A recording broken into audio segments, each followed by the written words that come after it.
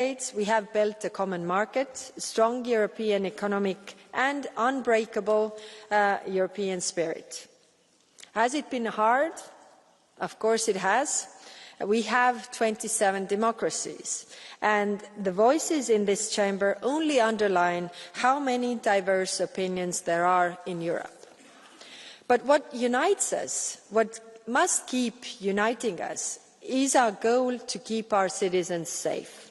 This is a goal we share with every single one of our NATO allies, including the United States.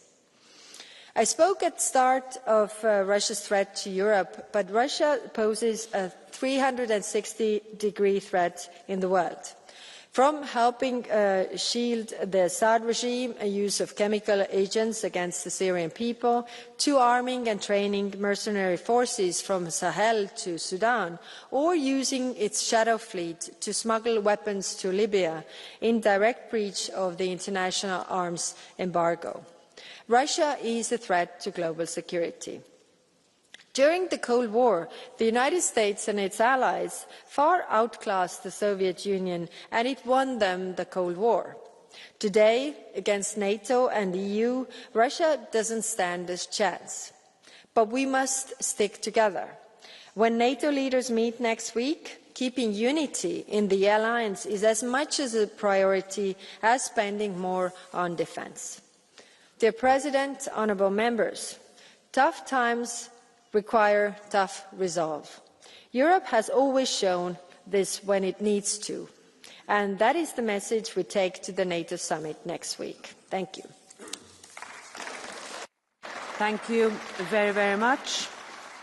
I now give the floor on behalf of the EPP Group to Nicolas Pasquale Della Parte. 2 minutes, please. Thank you, Madam President. Thank you, High Rep, for your introductory remarks. In the run-up to the summit, NATO Summit next week, we have to ask ourselves why NATO has been the most successful defence organization ever in history.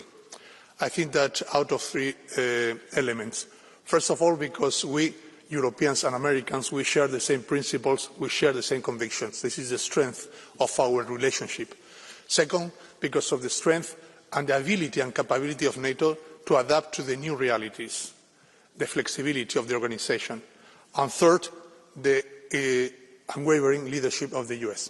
That's why we have to strengthen our link with the US, and we have to recognise perhaps that we have to start the debate on the application of NATO, geographical application of NATO, because the situation, the geopolitical, geostrategic, economic situation has evolved, obviously, and most of the items are not decided only in the Atlantic but also in the Indo-Pacific.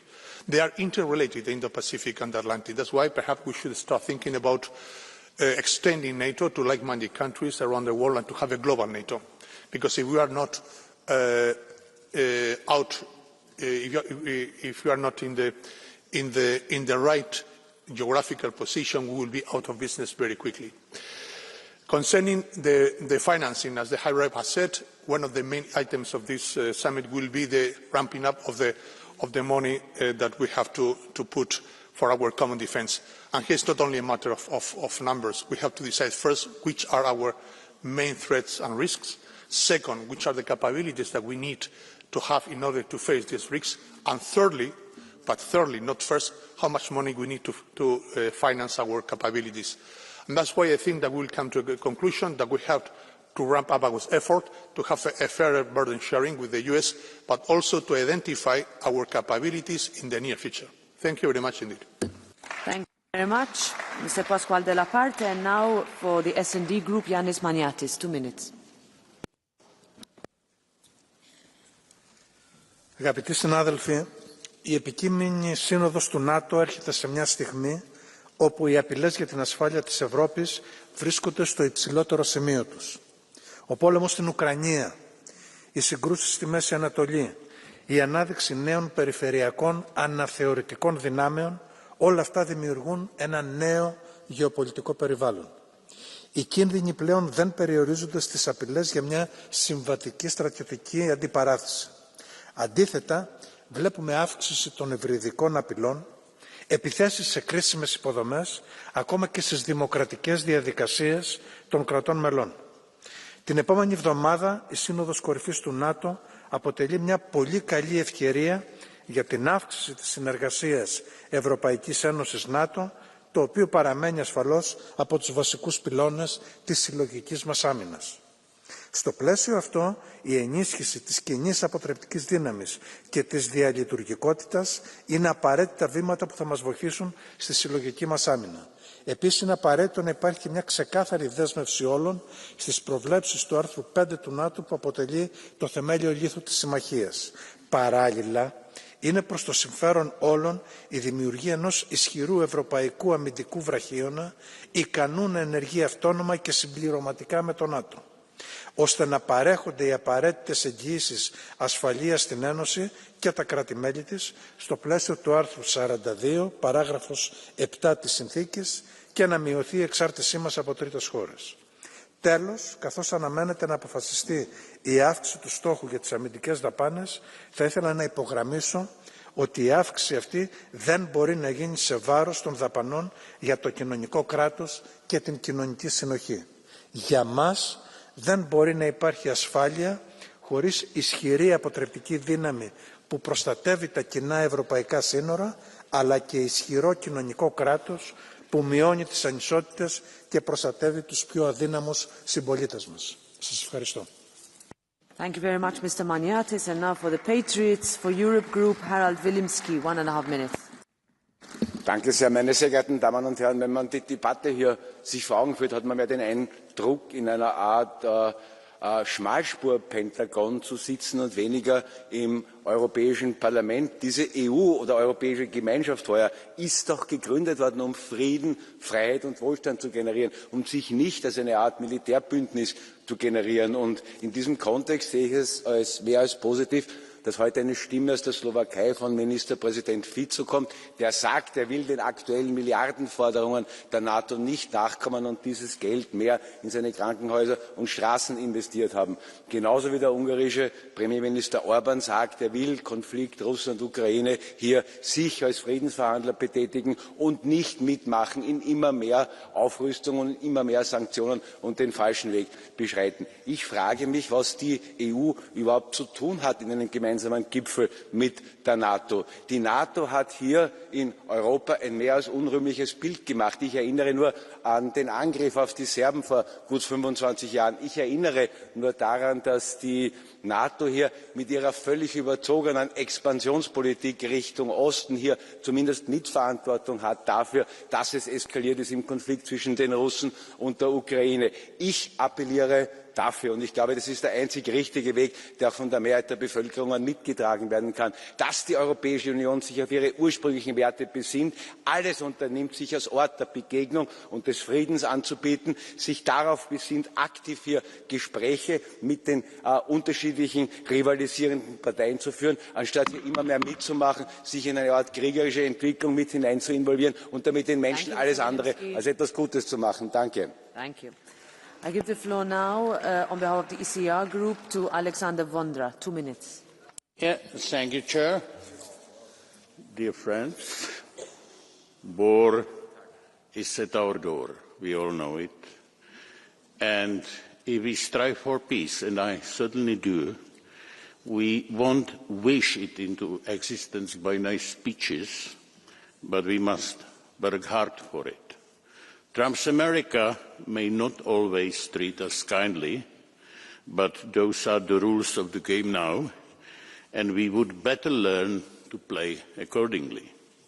NATO remains by far our best chance to defend ourselves. The upcoming NATO Summit in Hague is an excellent opportunity to prove to our transatlantic ally that we mean it seriously. The EU is not a military project. Its fundamental aim has always been the peaceful cooperation of nations. But peace without strength is an illusion. The freedom and the prosperity hardly achieved by our forefathers will vanish in an instant if we refuse to defend it. Surely, higher defence expenditure will cost us something. But in comparison to Ukrainian wasteland, left behind by the Russian aggressive behavior, the 5% of GDP is the price we dare to pay. I see two killers of EU defence, the bogeyman of European bureaucracy and the green overall coalition that sucks our limited resources. The former must be thrown away for good. The latter must be radically reworked. This would certainly require a mental shift which we must undergo. And if we miss this opportunity, then we will lose everything. Thank you very much, Mr. Vondra. Next is Valérie Haye, the chair of the Renew Europe Group. 3.5 minutes. Merci, Madame la Présidente, Madame la Haute Représentante, chère Kaya, chers collègues. Nous devons une vérité aux Européens. L'équilibre mondial entre grandes puissances repose souvent, non pas sur l'entente, mais sur la peur. Et en droit international, cette peur, elle a un nom, la dissuasion. Pour citer Raymond Aron, la dissuasion repose sur la certitude pour l'adversaire que les risques qu'il prend sont supérieurs aux avantages qu'il pourrait espérer. La dissuasion, chers collègues, c'est la paix.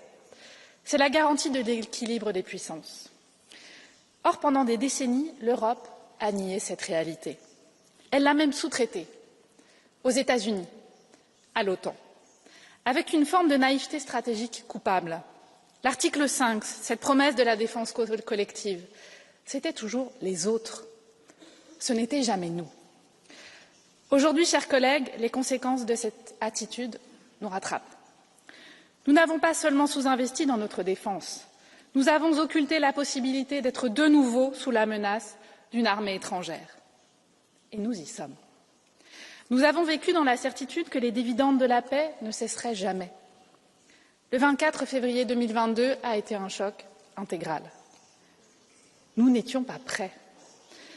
Pas prêts pour aider militairement l'Ukraine. Pas prêts pour nous défendre. Pas prêts pour produire, pour fournir, pour dissuader.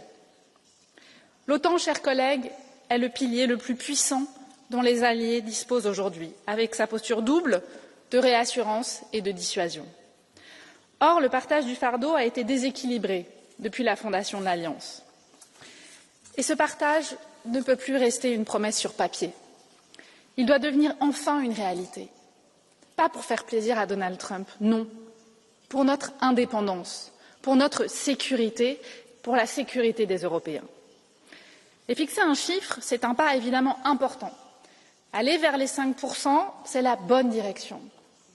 Mais disons-le clairement, cela ne répond pas encore à la question de notre stratégie. Cela ne dit pas comment créer enfin un marché militaire unique dont l'Europe a besoin urgemment. Cela ne répond pas à la question stratégique de l'adhésion de l'Ukraine. Chers collègues, après 3 ans de guerre sur le sol européen, nous devons décider et agir. Que faisons-nous, nous, Européens, pour notre propre sécurité? Mon groupe, chers collègues, Renew Europe, appelle à des mesures concrètes pour doter l'Europe de véritables capacités de défense. Le Parlement européen a adopté un programme concret pour l'industrie européenne de défense. Nous appelons le Conseil à le mettre en œuvre sans délai, pour combler le fossé stratégique actuel, pour créer un véritable marché unique de la défense, pour rationaliser les achats et pour renforcer la coopération industrielle en Europe. Il est aussi grand temps de faire progresser les discussions sur la dissuasion européenne. Fini les tabous. Nous plaidons pour un parapluie nucléaire français élargi. Nous plaidons pour le développement d'une culture militaire entre Européens, avec une académie militaire européenne. Nous plaidons pour un Conseil de sécurité européen pour cette nouvelle matrice de défense. Voilà les enjeux du prochain sommet de l'OTAN. Merci. Merci beaucoup, Madame Haye. Now I give the floor to the co-chair of the Greens Group, Bas Eickhout. 2 minutes. Thank you very much, and thank you very much, High Representative. It's very clear that the big topic in the NATO Summit will be about the investment percentages in defence. And yes, Europe needs to invest much more in its own defence, and as Greens we see this necessity as well. But the real question will also be who is going to pay? As the far right is trying to divide us, it's more important than ever that we invest together. Our current European defence system is not functioning because of our fragmented approach. Pouring more money in a non-functioning system will not do. We need a truly European approach with joint procurement and common standards. And we need a European fund for increased investments in security with joint borrowing. And ensure member states actually use the exemption from budget rules for defence. This is the only way states will not end up tearing down their healthcare, education and social security with destructive austerity measures. You can invest all you want in weapons and tanks, but Europe can only stand stable and strong if we have the support of our people. And people will support as long as we can live in freedom, with a roof above our heads and are able to pay our bills. Essential for the future of Europe is a broader concept of security and defence. Security also means energy security, societal resilience, infrastructure, innovation and cyber security. And the last point, make sure taxpayers' money does not just disappear into the pockets of defence industry shareholders. Let's be honest, with billions of euros coming their way, everyone can predict massive windfall profits will be made. This is why we need a European windfall profit tax on the defence industry, and these taxes must go into a European societal resilience fund so we bring the investments back to our people. Only with this broad approach to defence and security, the extra NATO percentages will deliver an EU that stands strong, stable and united on our own 2 feet. Thank you very much. Thank you very much, Mr. Eickhout. And now, on behalf of the Left Group, Marc Potenga. 1 minute. Merci Madame la Présidente, Madame la Commissaire. L'OTAN est quand même, il faut le dire, aujourd'hui dirigée par quelqu'un qui se comporte un peu en gangster international. Trump menace de détruire l'Iran, occuper le Groenland, envahir le Panama. Et maintenant, ils exigent aussi une guerre contre notre propre population en cassant nos pensions et notre sécurité sociale pour mettre 5% de notre PIB dans la guerre. 5%, ce serait en Belgique 6 000 euros par famille par an. Je ne sais pas qui chez nous a 6 000 euros à donner à la guerre chaque année. Et, chers collègues, il faut changer un peu votre disque. Parce que vous dites que c'est pour nous défendre, mais l'OTAN dépense déjà aujourd'hui 8 fois plus que la Russie en armes. On devrait dépenser 20 fois plus pour être en sécurité. L'Europe toute seule, sans les États-Unis, a déjà 4 fois plus de navires de guerre, 3 fois plus de chars et 2 fois plus d'avions de chasse. Donc dites la vérité, cet argent, ce n'est pas pour se défendre, c'est pour attaquer. Aujourd'hui peut-être en Iran, demain la Chine. C'est ça ce qu'il faut dire. Eh bien moi je vais vous dire, je ne veux pas sacrifier nos populations, notre sécurité sociale sur l'autel de la guerre. Nous, c'est la sécurité sociale, pas votre guerre mondiale. Merci. Merci. And now, on behalf of the ESN Group, its co-chair Rene Aust. 1 minute. Die NATO war Garant für Sicherheit im Kalten Krieg. Sie hat Freiheit in Europa möglich gemacht. Und auch deshalb ist sie heute wichtig. Es geht um die Sicherung von Rohstoff- und Absatzwegen. Es geht um die Sicherung des Luftraums und um Cybersecurity. Aber gerade deshalb müssen wir ehrlich sein. Europa und besonders Deutschland haben sich zu sehr auf die USA verlassen. Diese Abhängigkeit war bequem, wurde aber immer wieder auch ausgenutzt. Die Konsequenz daraus kann aber nicht sein, mehr Macht nach Brüssel zu verlagern. Es braucht keine EU-Militärbürokratie, sondern ein starkes europäisches Standbein innerhalb der NATO, getragen von souveränen Nationalstaaten, die koordiniert handeln. Nicht gegen die USA, sondern mit ihr, aber auf Augenhöhe und mit dem Mut, endlich mehr Verantwortung für sich selbst zu übernehmen. Vielen herzlichen Dank. Thank you very much, Mr. Aust. And now we go to Michael Gahler, 1.5 minutes. Thank you, President, colleagues. The wake-up calls are behind us. We have woken up and we are taking necessary steps, among others thanks to Commissioner Kubilius for the white paper and also the first omnibus on defence. To show such resolve credibly, we need a common threat assessment, and I think we have it. And I'm very grateful to you, Kaja Kallas, that you were so clear about the description what Russia actually does.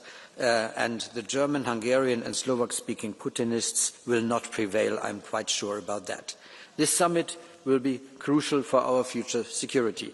We need the reassurance that all partners, including the US, abide by their treaty obligations.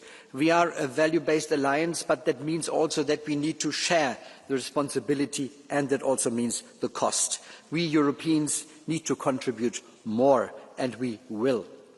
I prefer to deliver better through more common planning, common procurement, making full use of the existing legal framework. We have a single market on defence since 2011. Let's finally make it a reality. We need to profit from economies of scale through such common procurement and have more effects of interoperability. If we make use of the legal framework that we have, we can also prove to our transatlantic partner, the US, that we are helpful and supportive partners and are not only helpless as we have seen in the past. Thank you. Thank you very much, Mr. Gahler. Next is Sven Mikser, 2 minutes. President, High Representative, hea Kaja, tähtsad asjad kõigepealt, palju õnne sünnipäevaks. Dear colleagues, let me make 3 brief points.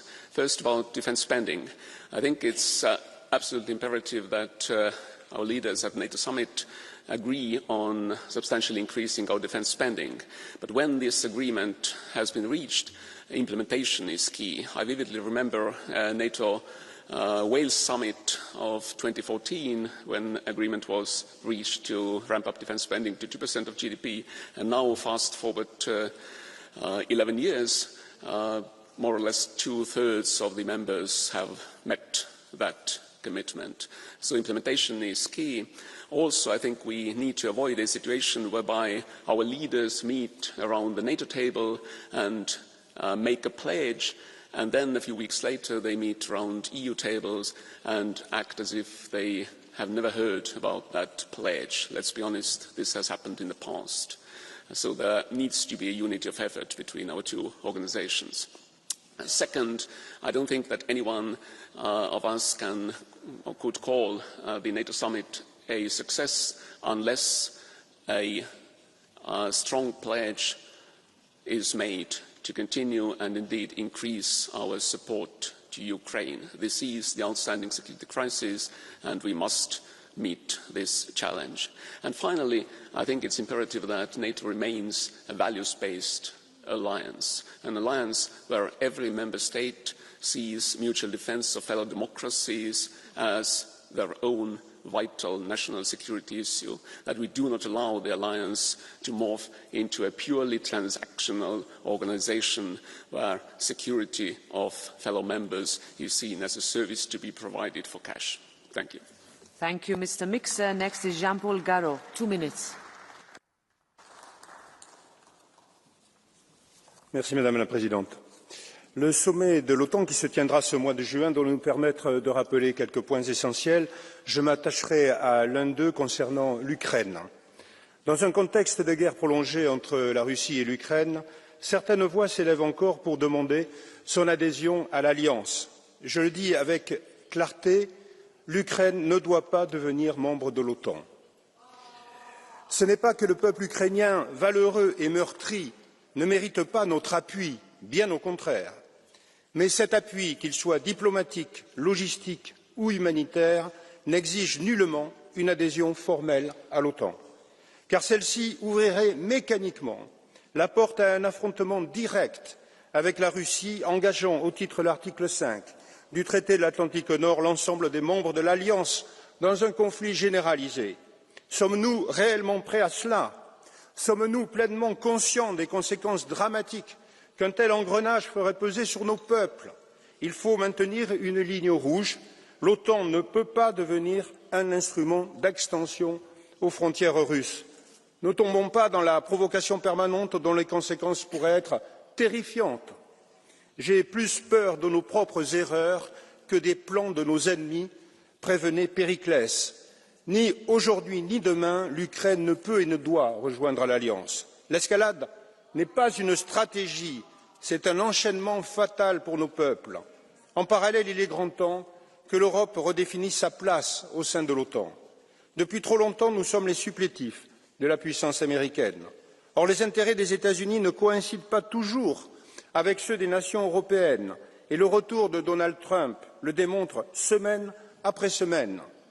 Nous devons exiger plus d'autonomie stratégique, plus d'équilibre dans les contributions, plus de respect pour les intérêts de sécurité propres à chaque nation européenne.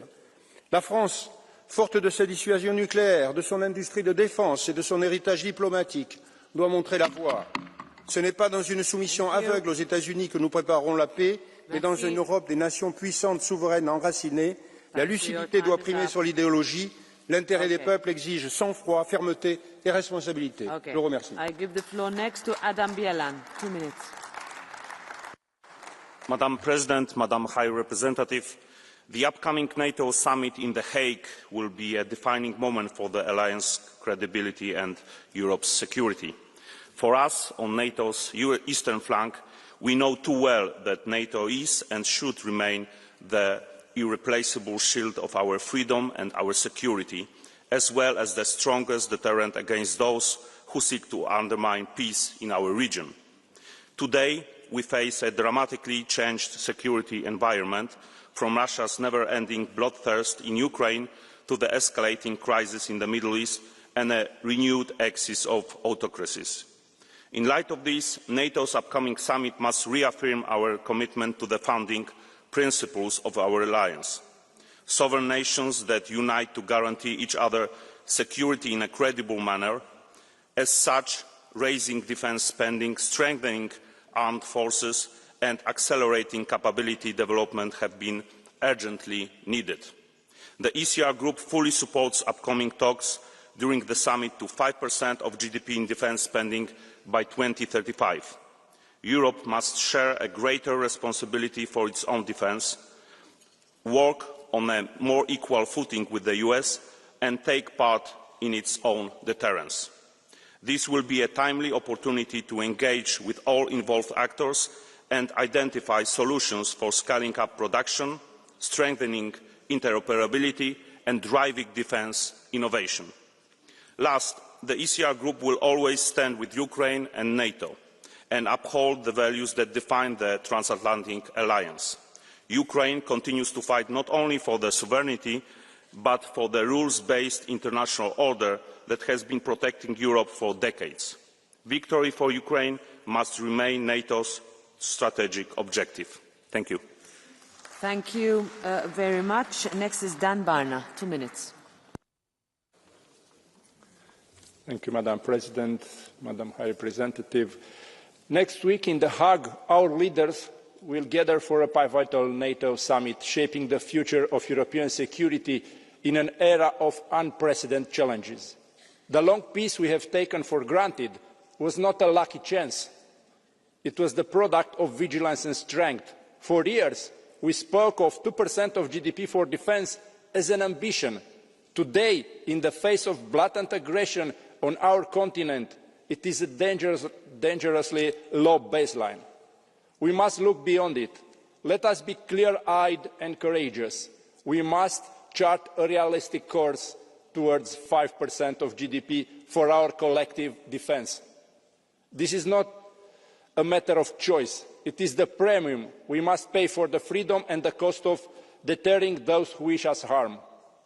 This increased investment must be smart.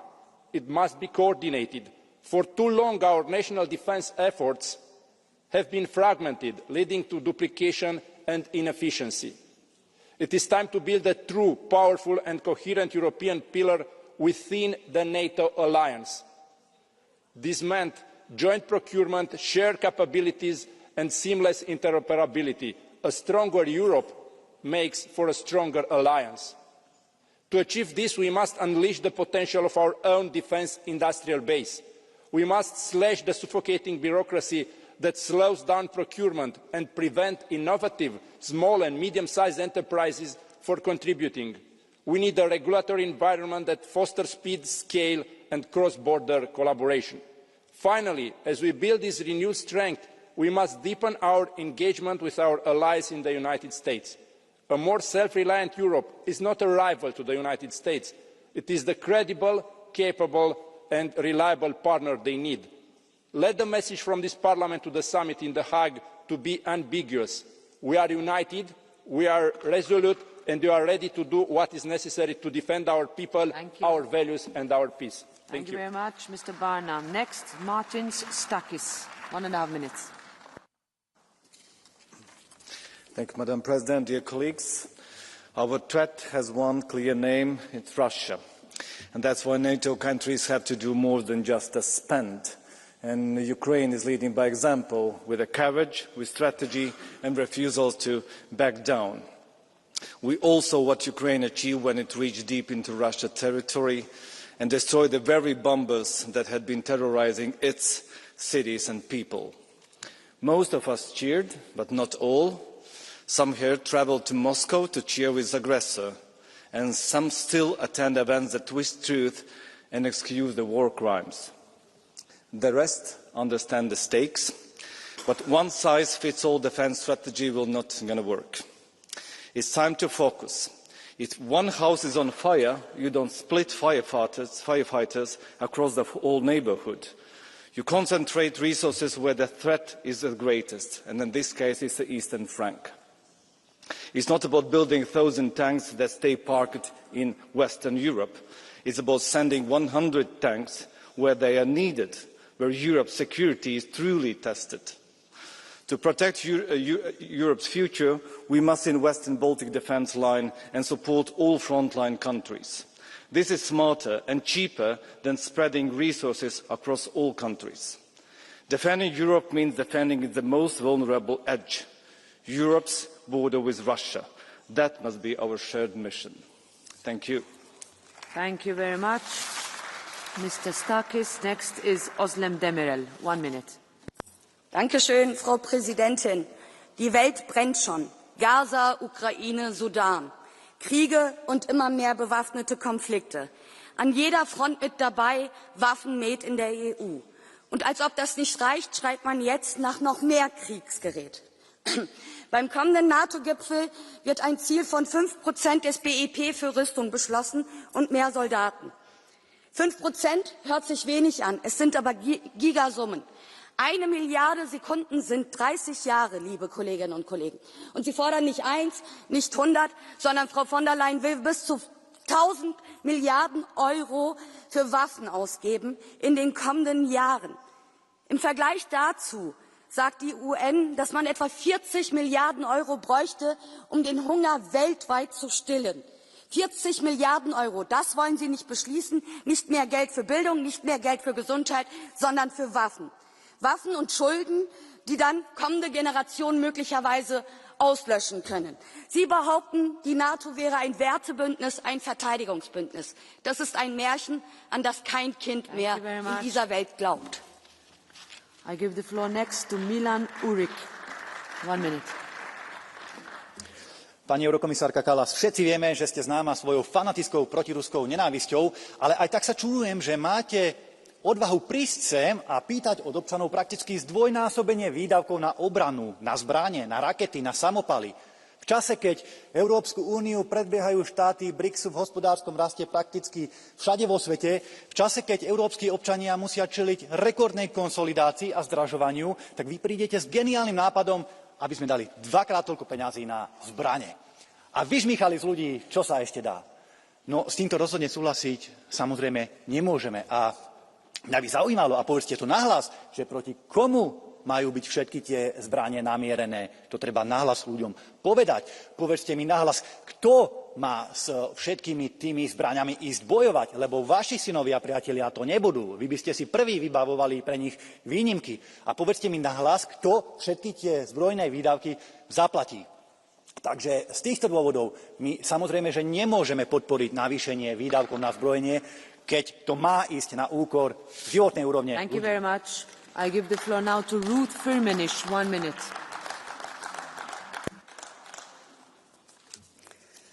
Die NATO wird eine gigantische Aufrüstung beschließen. US-Präsident Trump will die Verdoppelung der Militärausgaben auf 5% des Bruttoinlandsprodukts. Das macht 3 Billionen Euro. Mit Verteidigung hat das nichts zu tun. Schon gar nicht mit einer eigenständigen Außen- und Sicherheitspolitik Europas.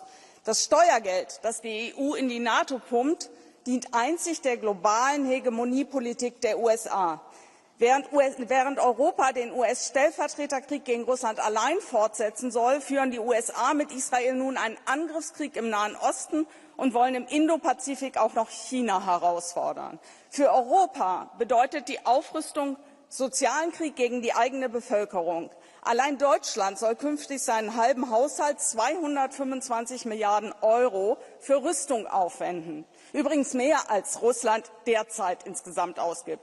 Dieser Wahnsinn nutzt nur den Rüstungskonzernen. Jeder Euro für Rüstung wird bei Bildung, Rente und Gesundheit fehlen. Der weitere soziale und wirtschaftliche Abstieg Europas ist so vorprogrammiert. Danke. I give the floor next to Ingeborg Tellak. 1 minute. Thank you. I'm proud the Netherlands will host the NATO Summit in Den Haag. It comes at a time when we need to commit ourselves to a growth path of the postponed 3.5% and an additional 1.5% defence spending at NATO. We cannot continue to hide ourselves behind Trump's back for our security. Without further increase of our security budget, we cannot expect ourselves to be able to defend ourselves when the EU will be attacked. And we must innovate in Rearm Europe. Use common procurement. Use the Ukrainian defence industry to further support Ukraine, as well as harmonise our weaponry. And we need to create resilience among our population. We need to create a long-term commitment to our defence market and industry. But it is not only about defence. It also goes hand in hand with securing our critical raw materials, increasing competitiveness for our defence industry, and create a more sustainable and green defence supply chain. Thank you very much. Thank you very much. I give the floor next to Eero Heinäluoma. 2 minutes. Arvoisa puhemies, Eurooppa on saanut kovaa oppia turvallisuuden ja puolustuksen merkityksestä. Ensin Venäjä hylkäsi allekirjoittamansa Etyj-asiakirjat ja kaikki aiemmat sitoumuksensa ja hyökkäsi rajanaapurinsa kimppuun. Venäjä ilmoitti vastoin kansainvälistä oikeutta liittävänsä itsenäisen ja suvereenin rajanaapurin Ukrainan alueita itseensä. Tämä oli tietysti yritys toistaa vuoden 2014 Krimin laittoman anneksoinnin kaavaa. Sitten Yhdysvaltain uusi hallinto on tehnyt selväksi, ettei sen sitoumus Eurooppaan ole ehdotonta, vaan ehdollista ja suhteellista. Euroopan on aika aikuistua, sen on aika ottaa todellinen vastuu myös omasta puolustuksestaan. EU-maiden tulee esiintyä tulevassa NATO-huippukokouksessa yhtenäisellä viestillä. Täytämme omat puolustusvelvoitteet tinkimättä. Toivomme, että Yhdysvallat on valmis yhteistyöhön ja läsnäoloon Euroopassa myös jatkossa. Euroopan puolustus ja Ukrainan tukeminen on yhteinen etumme. Siksi jokaisen EU-maan on otettava puolustussitoumuksemme tosissaan. Meidän on edellytettävä, että kaikki jäsenmaat täyttävät minimivaatimukset niin puolustuksessa kuin Ukrainan tukemisessakin. Nyt taakka Euroopan turvaamisesta jakaantuu kovin epätasaisesti. On maita, jotka ovat laittaneet puolustukseensa 4% kansantuotteesta ja Ukrainan auttamiseen 2% kansantuotteesta. Samalla on maita, joiden puolustusmenot hädin tuskin yltävät prosenttiin ja Ukraina tuki prosentin 10%. On korkea aika ottaa puolustus tosissaan. Tämän täytyy olla viestimme Haagissa. Thank you very much. The next speaker is Anna Bryłka. Dziękuję, Pani Przewodnicząca. Żyjemy w świecie olbrzymich geopolitycznych napięć. W bezpośrednim sąsiedztwie Unii Europejskiej trwa wojna rosyjsko-ukraińska, na Bliskim Wschodzie trwa konflikt Izraela z Iranem. Ład światowy jest coraz bardziej zagrożony globalnym konfliktem.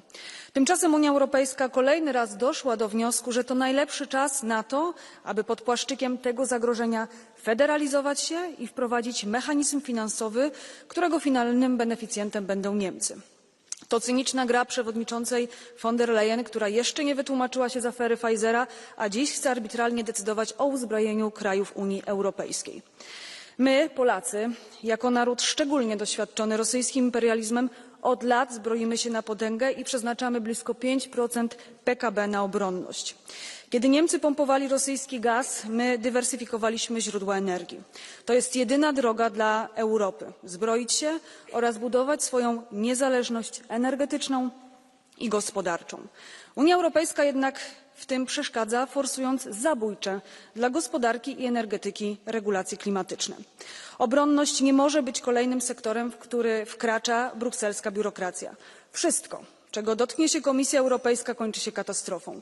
Unijne regulacje zrujnowały europejski przemysł, doprowadziły do fali bankructw europejskich przedsiębiorców, a nawet zagroziły bezpieczeństwu na ulicach naszych miast. Polityka obronna jest tak strategicznym obszarem w dzisiejszych czasach, że lepiej będzie, jeśli Unia Europejska będzie trzymała się od tego z daleka. Najważniejszym celem rozporządzenia SAFE to wzbogacenie się Niemiec kosztem krajów Europy, a nie umocnienie bezpieczeństwa. Wzrost nakładów państw narodowych na zbrojenia, kooperacja ze Stanami Zjednoczonymi i NATO to jedyna droga do wspólnego bezpieczeństwa. Sprzeciwiamy się kolejnemu wspólnemu długowi, sprzeciwiamy się europejskiej armii i sprzeciwiamy się odbudowie niemieckiego imperializmu, do którego w ostatnich latach służy Unia Europejska. Zacznijcie od tego, żeby wydawać na zbrojenia tyle, co Polska. Dziękuję. Der nächste Redner ist Rasa Juknevičienė. I appeal to the leaders of the member states. We cannot make any more mistakes and let dictators think that we are weak, that democracies are unable to defend themselves. We could have been on safer ground if we had mobilized all possible military assistance to Ukraine when their brave soldiers pushed the Russians out of Kharkov and Kherson 2 years ago. But then there were frightened voices of the threats of the World War III. And here we are, approaching it, because those who had to act were scared. Responsibility for the security of the continent is passing into the hands of the Europeans as never before. However, I completely disagree with the approach to Ukraine's membership in NATO. This country is already sacrificing more for NATO, for us, than many NATO members themselves. Ukraine is already acting as de facto NATO member. Ukraine is the cornerstone of European security. We are making an existential historical mistake again by allowing Russia to use a veto on NATO decisions. Let's stop spreading the Kremlin's narratives. NATO expanded because us, nations, people wanted and still want it. NATO, like you, is expanding for stable peace, not for war. Thank you. The next speaker is Bert-Jan Ruyssen.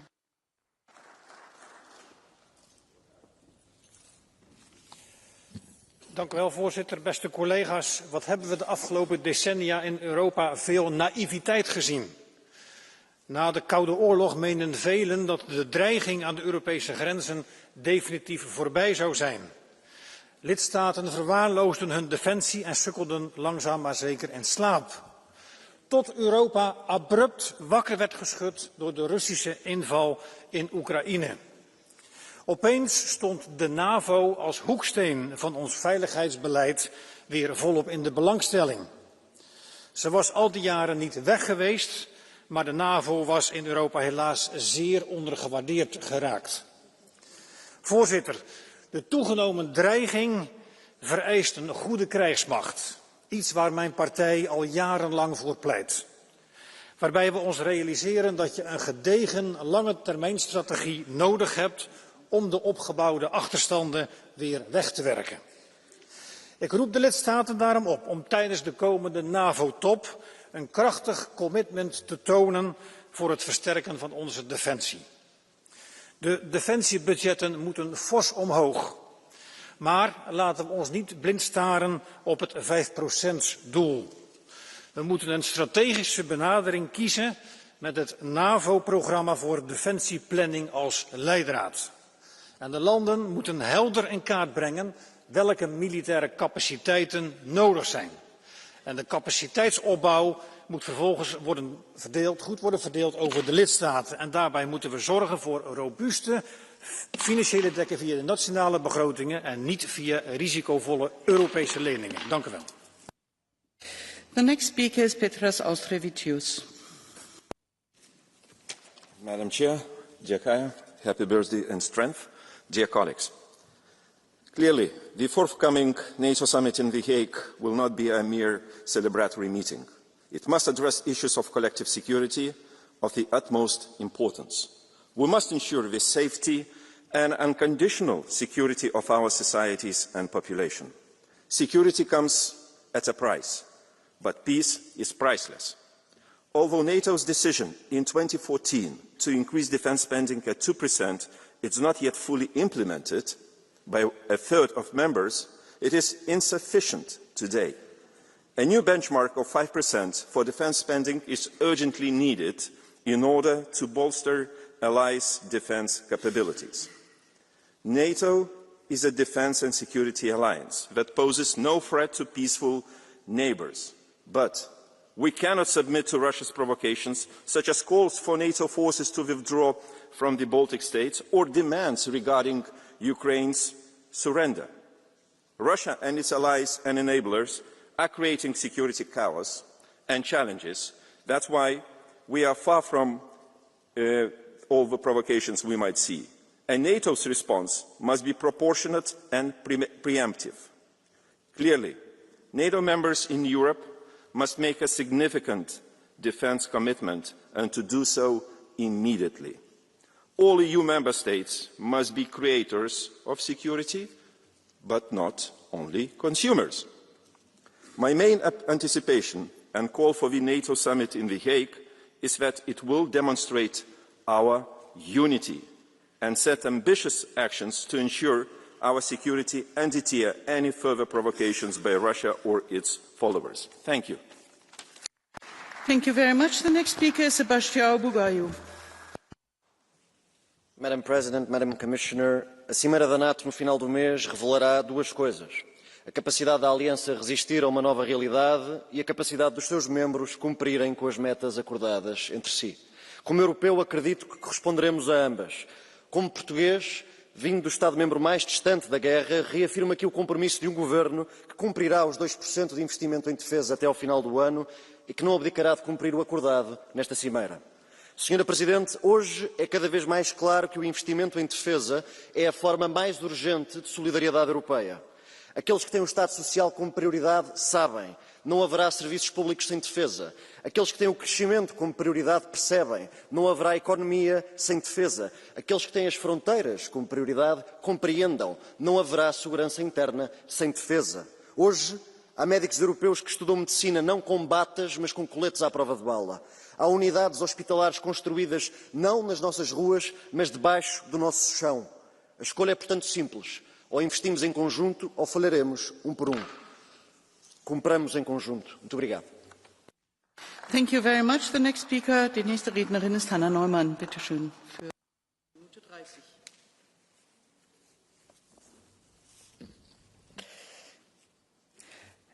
As we discuss next week's NATO summit, I can't help but think of the old fairy tale, The Emperor's New Clothes.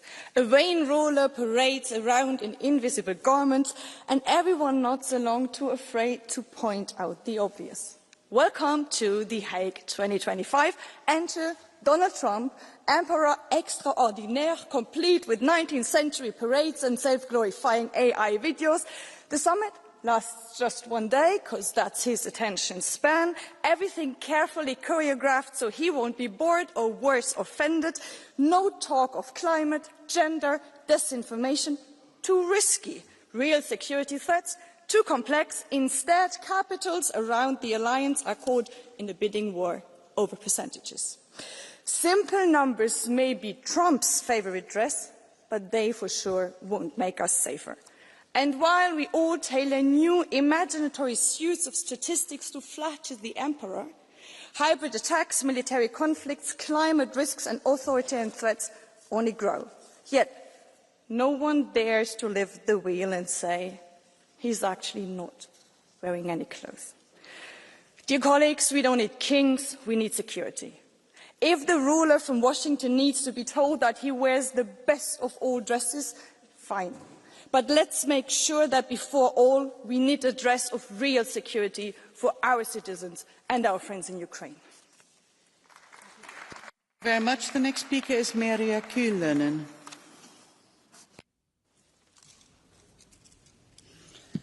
Arvoisa puhemies, NATO ja EU ovat suuren murroskauden keskellä.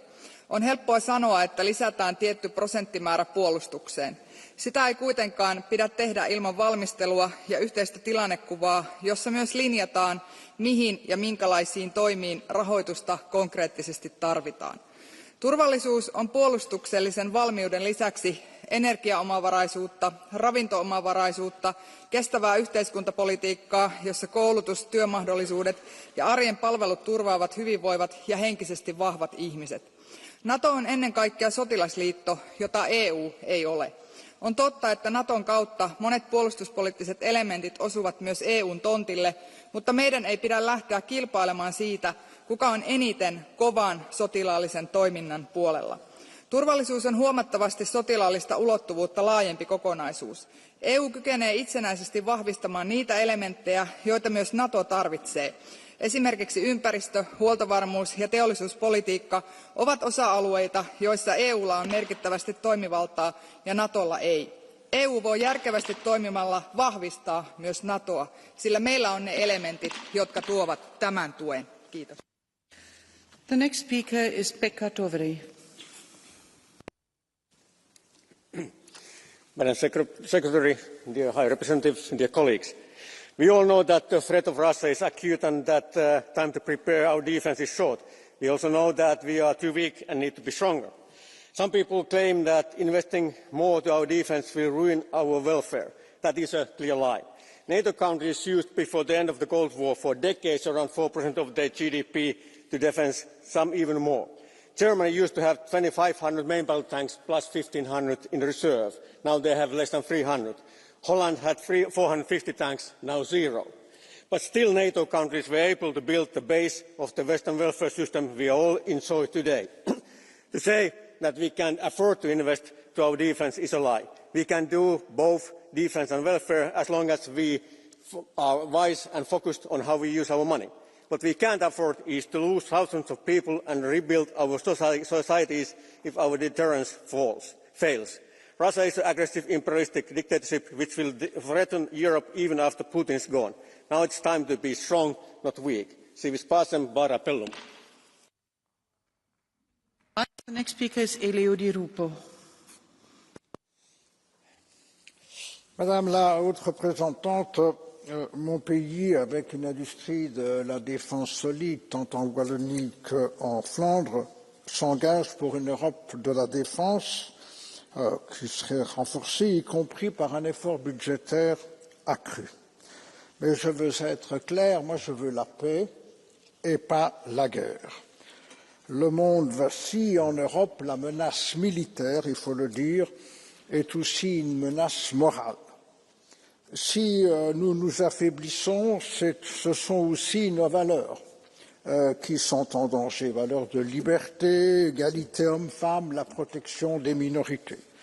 Dans ce contexte, une coordination industrielle entre les États membres est indispensable et la Commission veut jouer un rôle moteur pour l'accélérer. Je dirais simplement bravo. Renforcer l'autonomie de l'Union européenne sur le plan militaire va renforcer l'OTAN et pas le contraire. Alors soyons lucides seulement.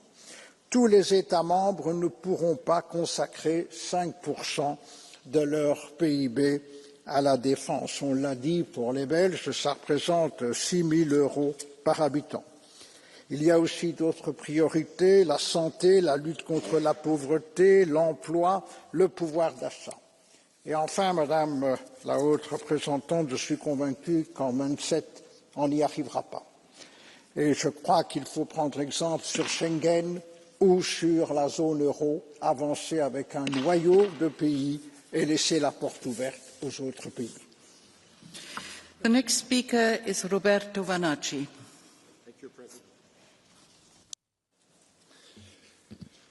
Cari colleghi, s'ils n'ont pas de pain, qu'ils mangent de la brioche. Eh si, Perché ieri io sono andato a fare la spesa al supermercato. Non l'ho incontrata, signora Kallas. Evidentemente lei, la signora von der Leyen, la spesa l'ha fatta fare da qualcun altro. Ma non era un supermercato qualsiasi, era il Kiel Institute. E sono andato immediatamente nel reparto carri armati e ho trovato un listino prezzo. Il carro tedesco Leopard 2 A8 costa 29 milioni di euro. Il carro russo T90 ne costa 4 di milioni di euro e il carro cinese 99 Alpha ne costa 2,3. Poi ho cambiato reparto e sono andato al reparto dei semoventi di artiglieria. Il semovente tedesco PZH 2000 costa 17 milioni di euro, mentre il semovente coreano K9, appena comprato dalla Polonia, costa 3 milioni di euro e il semovente russo 2S19 costa 1,5 milioni di euro. Vedete, aumentare la spesa militare al 5% o al 3,5% in queste condizioni di non competitività a livello economico ed energetico non ha alcun senso.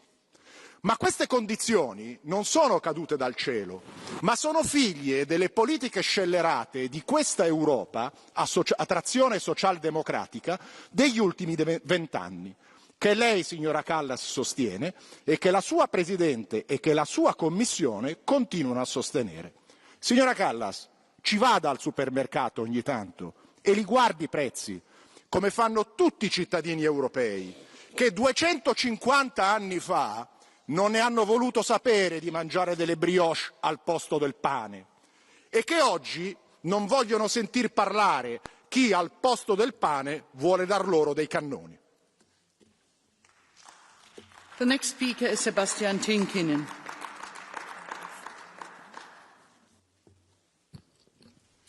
Madam President, for decades, NATO has guaranteed peace, security and stability in our continent. However, in today's world, raising our defence spending is more critical than ever.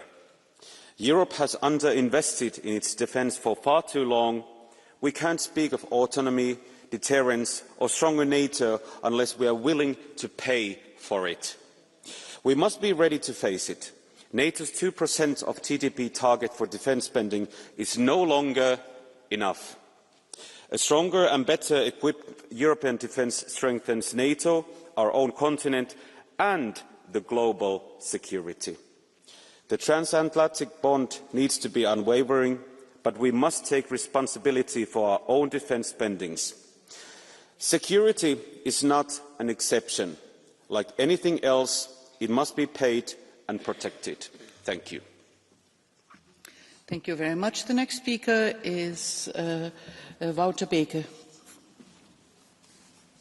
Collega's, mevrouw de hoge vertegenwoordiger, voorzitter, we kunnen hier een heel debat voeren over de NAVO-top en dat is bijzonder belangrijk. Maar eigenlijk is de vraag, wat kunnen wij als Europa intussen zelf doen? Wel, wij moeten investeren. Wij moeten slim investeren en we moeten Europees investeren. En dat wil zeggen, geen 17 tanksystemen, maar 1 tanksysteem. Dat wil zeggen, meer standaardiseren, 1 strategie en onder een Europese paraplu.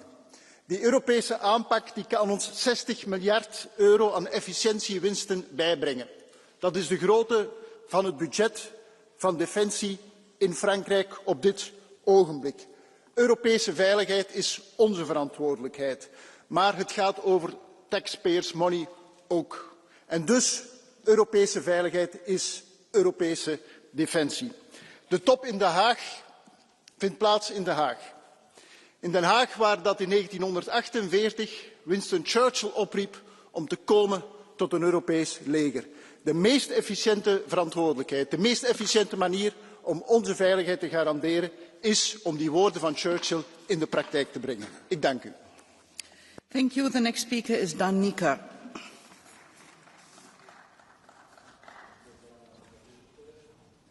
Doamna înalt reprezentant, sunteți persoana care veți gestiona toate lucrurile care țin de viitorul Uniunii Europene din punct de vedere militar, al securității și în pregătirea summitului NATO aș vrea să vă spun câteva din lucrurile care sunt importante pentru România. Flancul estic trebuie tratat ca o prioritate strategică în arhitectura de securitate a Europei. România, ca stat aflat în prima linie a frontierelor NATO și Uniunii Europene, are nevoie de o prezență consolidată, inclusiv prin investiții în infrastructura militară, mobilitate și interoperabilitate, pentru a răspunde amenințărilor convenționale și hibride. Securitate cibernetică și războiul hibrid nu mai sunt riscuri viitoare. Le-am trăit și le trăim în prezent. România a fost ținta acestor atacuri hibride, inclusiv în campaniile electorale care s-au desfășurat în ultimele luni în România, din păcate. Și avem o mare vulnerabilitate în sectorul energetic. 80% din invertoarele care sunt folosite în sistemele energetice din Uniunea Europeană, doamna înalt reprezentant, sunt din afara Uniunii Europene. Și mai mult decât atât, toate datele sunt colectate și transmise în afara Uniunii Europene și toate aceste sisteme sunt gestionate de entități care se află în afara Uniunii Europene. Este inacceptabil pentru o industrie strategică și care are atât de mare impact și poate avea un impact negativ, catastrofal, să acceptăm aceste lucruri. Consolidarea capacităților de apărare și nevoia de a investi în industria de apărare este o necesitate atât pentru România cât și pentru celelalte state, dar vreau să vă atrag atenția asupra noilor tehnologii. Uniunea Europeană trebuie să investească acolo, avem nevoie de apărare la cel mai ridicat nivel tehnologic, pentru că doar așa putem să ne asigurăm că suntem protejați și că democrația noastră nu poate fi supusă niciunui fel de amenințări și nici măcar nu poate fi pusă sub la îndoială identitatea noastră ca națiuni europene. Mulțumesc! Thank you very much. Der nächste Redner auf unserer Liste ist Hans Neuhoff.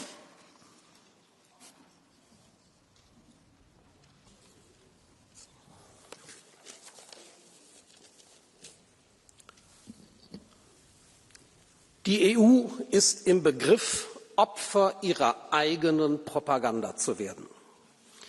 Es ist Propaganda, wenn verbreitet wird, Russland wolle nach der Ukraine einen EU- und NATO-Staat angreifen. Die Wahrheit ist, Russland hat weder die menschlichen Ressourcen noch einen Grund, einen solchen Schritt zu tun. Und die NATO verfügt nach Aussage ihres eigenen Geheimdienstchefs über keinen einzigen Beleg dafür, dass die russische Führung solche Absichten hegt. Meine Damen und Herren, die gemeinsame Sicherheitspolitik der EU wurde 1993 mit dem Vertrag von Maastricht begründet.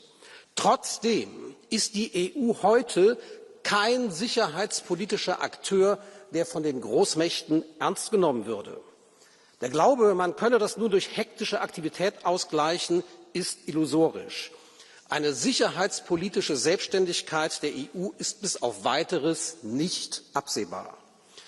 Wir sind daher gut beraten, die NATO-Strukturen abzusichern, auch wenn die USA sich daraus zurückziehen. Europa erfindet sich heute neu als rüstungsindustrielles Phantasialand, statt sich den realen Bedrohungen zu widmen. Dem Migrationsdruck, dem demografischen Wandel, der Energiekrise und dem islamistischen Terror. Das ist nicht strategisch, das ist verantwortungslos. Was es braucht, sind ein realistisches Bedrohungsszenario und die Rückbesinnung auf Diplomatie. Dann und nur dann wird Europa seinen Beitrag zum Gleichgewicht der Kräfte leisten und den Frieden in den internationalen Beziehungen sichern können. Thank you very much. Vielen Dank. The time is over, so the next speaker is Johan Rares Bogdan. Excelențele voastre, ideal ar fi să punem mai multă pâine pe masă, nu să apărăm cu arma în mână și sisteme sofisticate de defense pâinea noastră cea de toate zilele. Dar copiii și bătrânii înțelepți ai Europei nu se pot apăra singuri. Cine afirmă că nu trebuie investiții pentru apărare este rupt de realitate sau face jocurile Kremlinului, ale Iranului și ale celor care vor o Europă pradă ușoară. Winston Churchill, cerea mereu investiții în apărare, deoarece Hitler aloca în anii 30 sume astronomice pregătirilor de război. I se răspundea de unii ca mulți din această sală că ar fi o povară prea mare pentru economia țărilor europene de atunci. În 1936, Churchill a afirmat: cât de mărunte ne vor părea aceste argumente dacă peste un an sau doi inamicul ne va prinde în laț, plinuți, prosperi, fericiți să ne exercităm libertatea de exprimare, dar fără apărare. Ce a urmat știți foarte bine. Să învățăm din istorie. Nu acceptăm concesii în ceea ce privește Ucraina și procesul de înarmare a bătrânei doamne Europa noastră. Nu trebuie să uităm ce a făcut Occidentul în 1938 la München, dând liber mână lui Hitler să anexeze regiunea Sudetă. A urmat un dezastru. Să nu abandonăm estul Europei. Trebuie susținut și înarmat. Dacă cade Ucraina, urmează Moldova, Polonia, țările Baltice și România în meniul de la Kremlin. Iar urmează apoi dezastrul pentru Europa Occidentală și ani de teroare. Please stop, and the next speaker is Branislav Ondruš. Kolegyne a kolegovia, dôrazne protestujem proti financovaniu zbrojenia na úkor investícií do rozvoja školstva, zdravotníctva či sociálnych služieb. Nie je pravda, že dokážeme zvyšovať výdavky na zbrojenie bez zníženia investícií v prospech ľudí. Veď v júli budeme hlasovať o návrhoch Európskej komisie na presmerovanie zdrojov Európskeho fondu regionálneho rozvoja a Európskeho sociálneho fondu na podporu zbrojoviek. Napríklad z finančnej podpory sociálnym podnikom profituje celá spoločnosť. Sociálne podniky netvoria súkromné zisky, lenže mamutie zbrojovky áno. Je neprípustné, aby sme z daní občanov zvyšovali zisky zbrojárskych korporácií. Európsky parlament by mal členov NATO vyzvať, aby zohľadnili záujmy pracujúcich a ich rodín, nie miliardárov zo zbrojárskeho priemyslu. Prečo by sme nemohli napríklad regulovať ceny a zisky zbrojoviek, požadovať, aby mali podpísané kolektívne zmluvy, ak chcú žiť z daní našich občanov? Varujem, že preteky v zbrojení ekonomicky nezvládneme a neprispejú k rastu pokoju a mieru, ale k nárastu medzinárodného napätia. Ďakujem pekne. Would you accept a blue card from Mrs. Grappini? Mrs. Grappini, please, 30 seconds. Just a moment.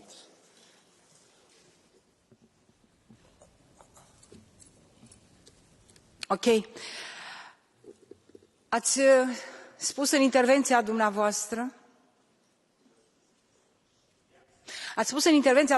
că ar fi bine să investim în spitale, în școli, în social și nu în industria de apărare. Vă întreb, credeți că sub război, sub bombardament, se poate face educație, se poate face sănătate, se poate face creșterea salariilor? Cum putem sub bombardament, de exemplu cum e în Ucraina acum, să facem ceea ce spuneți dumneavoastră? Nu credeți că întâi trebuie să avem pace, trebuie să avem liniște, să nu avem război și după aceea să investim în ceea ce spuneți dumneavoastră? 30 seconds, please, Mrs. Grappini.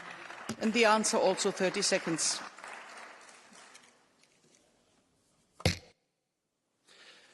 Pani kolegyňa, my máme jednu organizáciu, ktorá sa volá Organizácia pre bezpečnosť a spoluprácu v Európe. A táto organizácia má teda vo svojom názve jasné poslanie. Má prispieť k bezpečnosti a k stabilite v medzinárodných vzťahoch v Európe. Táto organizácia nemá žiadne zbrojárske výdavky a táto organizácia nie je určená na zbrojenie. Vážená pani kolegyňa, medzinárodná stabilita sa nedosahuje zbrojením. Pani komisárka Kallasová dnes jasne povedala, nebudete zvyšovať výdavky na zbrojenie, ak zbrane neplánujete použiť. A presne toto dnes robí Európska únia. Plánujeme výdavky na zbrojenie, aby sme ich použili. A bezpečnosť a stabilita sa zabezpečuje diplomatickými rokovaniami a spoluprácou, nie nepriateľstvom. You had said 30 seconds, that's the regular time for an answer, and I beg you please to respect that. Now the next speaker is Riho Terras. Lugupeetav eesistuja, kõrge esindaja, head kolleegid. NATO tippkohtumise õnnestumine sõltub sellest, kas kõik liikmesriigid saavad üheselt aru, et Venemaa kujutab Euroopale eksistentsiaalset ohtu. Lisaks Vene ohule on laiem julgeolekupilt muutunud väga tumedaks. Selleks, et meid ümbritsevaid ohte tõrjuda, tuleb kõikidel liitlastel panustada oluliselt enam. 5% SKP-st võis olla paar aastat tagasi täiesti ulmeline eesmärk, kuid täna on see reaalselt vajalik selleks, et tagada meie heidutus ja kaitse. Selle eesmärgi saavutamisega on kiire. Ei piisa sellest, kui riigipead ja valitsusjuhid lepivad kokku 5% taseme saavutamise 2030. aastaks. See eesmärk tuleb saavutada oluliselt varem, eelistatavalt juba järgmisel aastal. Mitmed Venemaaga piirnevad liikmesriigid on 5% tasemele väga lähedal või selle juba saavutanud. Paraku ei piisa, kui suured ja jõukad riigid eeskuju ei järgi. Kui Eesti paneb järgmisel aastal kaitsekulutusse 5,4% SKT-st, siis peavad panustama 5% ka Hispaania ja Itaalia. Ka Eesti pensionärid ja lapsed vajavad toetust. Aitäh teile! Thank you very much. The next speaker is Tobias Kremer. Dear colleagues, I grew up in a Lutheran vicarage that was shaped by the peace movement. I understand the longing to live in a different time, one where we can speak about disarmament instead of deterrence.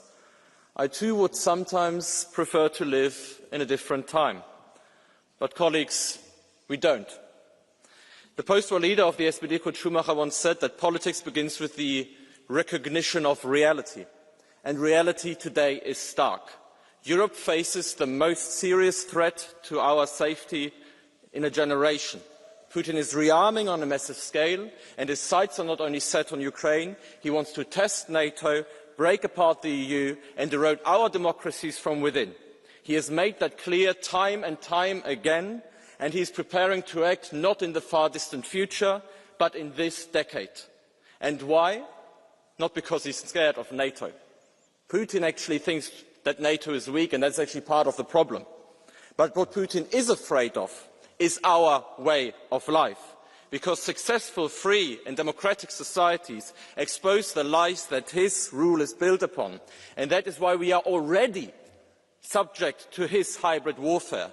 Disinformation, cyber attacks, sabotage and contract killings on European soil, colleagues, that is not fiction but a grim reality, even if some in this House don't want to acknowledge it.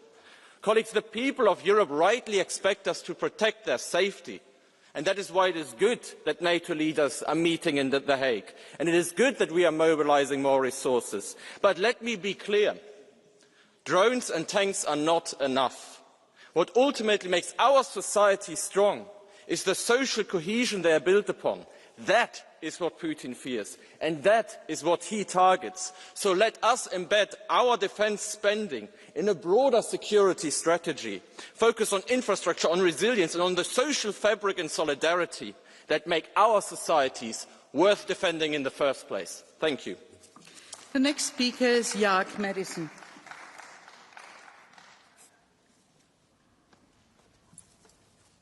Ja aitäh, austatud kolleegid, hea proua Kallas, kuigi ma ei ole teie suurim fänn, siis palju sünnipäevaks. Rääkides NATOst, siis paljud kolleegid on siin rääkinud sellest, kuidas tuleb tagada sotsiaalhoolekanne, võidelda inflatsiooniga, inimeste toimetulek, täiesti nõus. Ma olen ka nõus sellega, et suuresti majandusprobleemid on süüdi ka Euroopa Liit ise. Kuid see ei muuda mitte kuidagi fakti seda, et sõja ajal, kui agressor ähvardab su riiki, pole sellest koolist ega pensionist mitte mingit abi. Kõik on kadunud. Ehk kui sa ei suuda oma riiki kaitsta, see võetakse lihtsalt ära. Ja me näeme Euroopas piisavalt riike, kes siiamaani mõnulevad oma kuskil unelmas, et nendel ju probleeme pole, aga samal ajal räägivad midagi solidaarsusest, ühtsusest, koostööst. No ei ole väga hea koostöö, kui mõned riigid lasevad rahulikult üle ja teised riigid rabelevad üksinda, sest et osade riikidel on jube mõnus olla kuskil lõunas või läänes. Ja rääkides kuludest, siis oluline pole väga protsent, kas see on 5%, on ta 4 või 6. Küsimus on efektiivsuses. Mis on meie kaitsevõimed, mis on meie tehnoloogia, ehk lõppkokkuvõttes see, mis on oluline, kuidas saada pauku teha, mis võtab vaenlase maha. See, mis see hind on omaette küsimus. Ehk et see 5% on vahel nagu mull, kus me jääme kinni. Küsimus on meie kaitsevõimes, kuidas me suudame heidutada potentsiaalset vastast. Aitäh. The next speaker is Marketa Gregorova.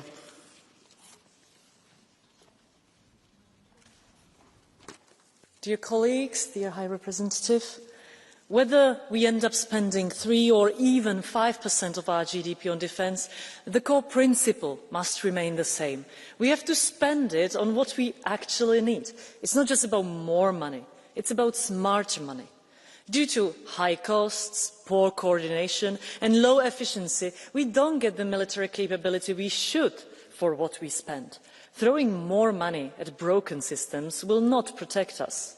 We must learn from the most experienced and adaptive army in the world today, the Ukrainian armed forces.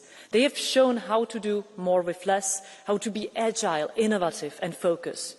Ukraine teaches us, for instance, that asymmetric drone swarms can beat all of our current weapon systems and cost only a fraction of them. This cannot be a race of national egos or parallel procurements.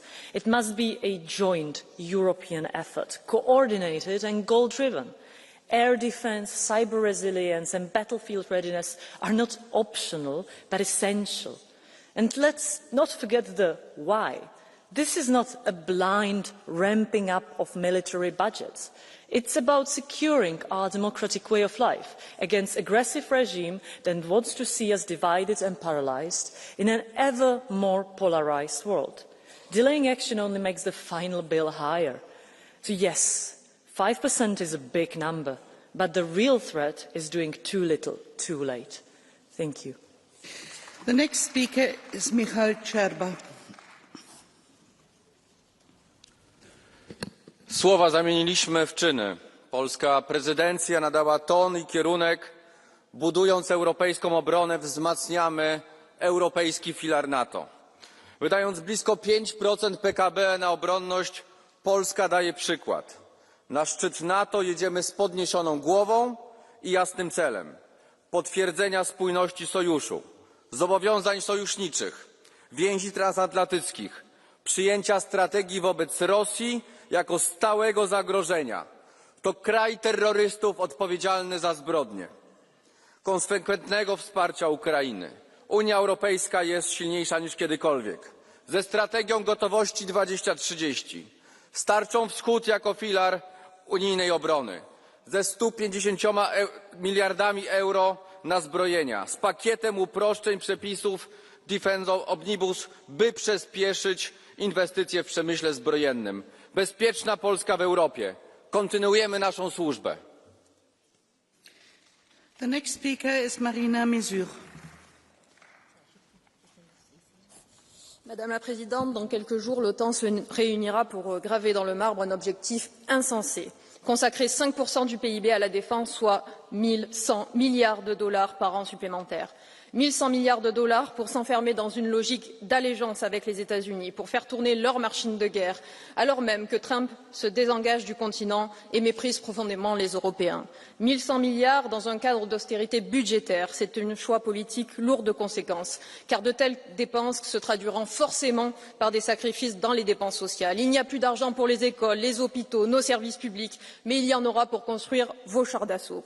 1 100 milliards, c'est aussi ce qu'il faudrait pour permettre aux pays du Sud de respecter l'accord de Paris et freiner le changement climatique. Mais vous préférez faire feu de tout bois pour la course à la guerre plutôt que d'éteindre l'incendie planétaire. Pourtant, l'atténuation et l'adaptation au changement climatique, vous le savez, sont des enjeux de sécurité majeurs. Donc l'urgence, c'est la paix, l'indépendance, le non-alignement, le climat et la justice sociale. Et pour tout cela, il faut sortir de l'OTAN. The next speaker is Sarah Knafo. Madame la Présidente, chers collègues, si par malheur nous étions attaqués demain matin, serions-nous capables d'intercepter 200 missiles tirés simultanément pour éviter la destruction complète de nos villes? La réponse est non. Les batteries antimissiles déployées en Europe ne couvrent même pas 10% de notre territoire. La France, pourtant meilleure armée d'Europe, comme elle le prouve encore cette semaine au Salon du Bourget, dispose de moins de batteries antimissiles qu'un pays comme Israël pour un territoire métropolitain pourtant 25 fois plus grand. Par la faute des politiciens imprévoyants qui nous ont gouvernés, nous manquons de chars, de drones, d'hélicoptères, d'artillerie, de munitions, de porte-avions, de frégates. Surtout, nous manquons à notre devoir de puissance et donc de protection. Désormais, même les plus atlantistes d'entre vous l'ont compris. Nous ne pouvons plus dépendre des États-Unis. Trump, au moins, nous le dit sans faux semblant, débrouillez-vous. Alors, chers collègues, vous qui avez cru que les guerres étaient derrière nous, vous qui avez soutenu qu'il fallait baisser les dépenses militaires, vous avez eu tort. Je vous le dis un 18 juin, aujourd'hui, vous n'avez plus d'excuses. Vous devez entendre ce que nous vous répétons depuis toujours, armons-nous, protégeons-nous, défendons-nous nous-mêmes. Merci à vous. The next speaker is Andrzej Dostal. Ve světle současného dění si pojďme připomenout, co NATO není. Za prvé, alianční smlouva není charita. Smyslem členství je snížit bezpečnostní rizika pro členy, ne je zvyšovat. Přijetí nového člena znamená pro každý členský stát přijetí vojenského závazku bránit jej. Pokud si vyhodnotí, že rozšíření NATO pouze zvýší riziko války se třetí zemí, může každý člen zcela legitimně rozšíření NATO vetovat. Počítejme s tím. Za druhé, NATO je obranná aliance, ne nástroj imperialistické politiky. Pokud se některý člen NATO vojensky připojí k agresi Izraele proti Íránu a dočká se patřičné vojenské odpovědi, není to důvod aktivaci článku 5. Evropským členům NATO lze proto doporučit, aby se k agresi nepřipojovali ani nepřímo, například poskytnutím základen, neboť i to může být vyhodnoceno jako válečný akt, který není obranou a smlouva o NATO jeho důsledky nepokrývá. Děkuji. Thank you very much. The next speaker is Angelika Niebler. Bitte schön. Vielen Dank, Frau Präsidentin, Frau Vizepräsidentin, liebe Kolleginnen, liebe Kollegen. Die NATO ist und bleibt der zentrale Pfeiler unserer Verteidigung hier in Europa und darüber hinaus. Von dem NATO-Gipfel in Den Haag muss ein Signal der Stärke und des Zusammenhalts ausgehen. Sicherheit gibt es nicht zum Nulltarif. Wir müssen unsere Verteidigungsfähigkeit stärken und unsere Fähigkeiten weiter massiv ausbauen. Wir müssen in Rüstungsgüter, in Infrastruktur, in den Zivilschutz, in Cybersicherheit und investieren und unsere eigene Produktion auch hier in Europa hochfahren. In den vergangenen Monaten hat die Europäische Union dazu viel in Bewegung gesetzt. Das Programm SAFE, gemeinsame Produktion und Beschaffung, Finanzierung von Flaggschiffprojekten wie ein eigenes Luftverteidigungsschild sind angestoßen worden. Wir brauchen auch einen europäischen Markt für Rüstungs- und Verteidigungsgüter. Der Markt ist heute noch total fragmentiert. Das gefährdet, liebe Kolleginnen und Kollegen, letztlich das Leben unserer Soldatinnen und Soldaten und kostet Milliarden. Auch hierfür liegen die Vorschläge auf dem Tisch. Ich hoffe sehr, dass dieses Signal der Stärke und des Zusammenhalts in Den Haag ausgesendet wird. Vielen Dank. Frau Niebler, hier ist eine Blue Card von Frau Demirel. Würden Sie die akzeptieren? Nein. Dann kommt als nächster Redner Tonino Pizzula. Thank you, Madam President, Madam High Representative, colleagues. The upcoming NATO Summit is happening in a much different circumstances than a year ago. Now more than ever, we must show our commitments and responsibility for the future of this alliance. Within these commitments, we will pursue the new spending target for defence. However, defence is not only about percentages. No other global player currently faces such turmoil on almost all its borders like the European Union. The European Union needs to step up and join forces on a realistic approach. We cannot entrust our security every 4 years to swing voters in the United States, but establish some guidelines and initiatives to go along with these changing times. In this sense, the upcoming summit is crucial in pioneering an up-to-date and realistic EU security approach. I strongly believe we have to reiterate our commitment for international law and a rule-based international system. That means unwavering support for Ukraine. Russian aggression against Ukraine must be an integrative and not a divisive factor. The Russian Federation meddles not only in the European Union member states, but also in our immediate neighbourhood, Western Balkans. NATO Summit must address this issue too. In these difficult times, we also need to be focused on the NATO interest in the Arctic and the Baltics, and ensure and establish in these ever-important regions. Therefore, this NATO summit has crucial importance, primarily for us Europeans to define and strengthen our security in the upcoming years. It's a task and responsibility our citizens are asking us to take. Security, for sure, is a key to preserving life in democracy. Thank you. The next speaker is Pierre-Romain Thionnet. Dans l'histoire des alliances militaires, l'OTAN fait figure d'anomalie.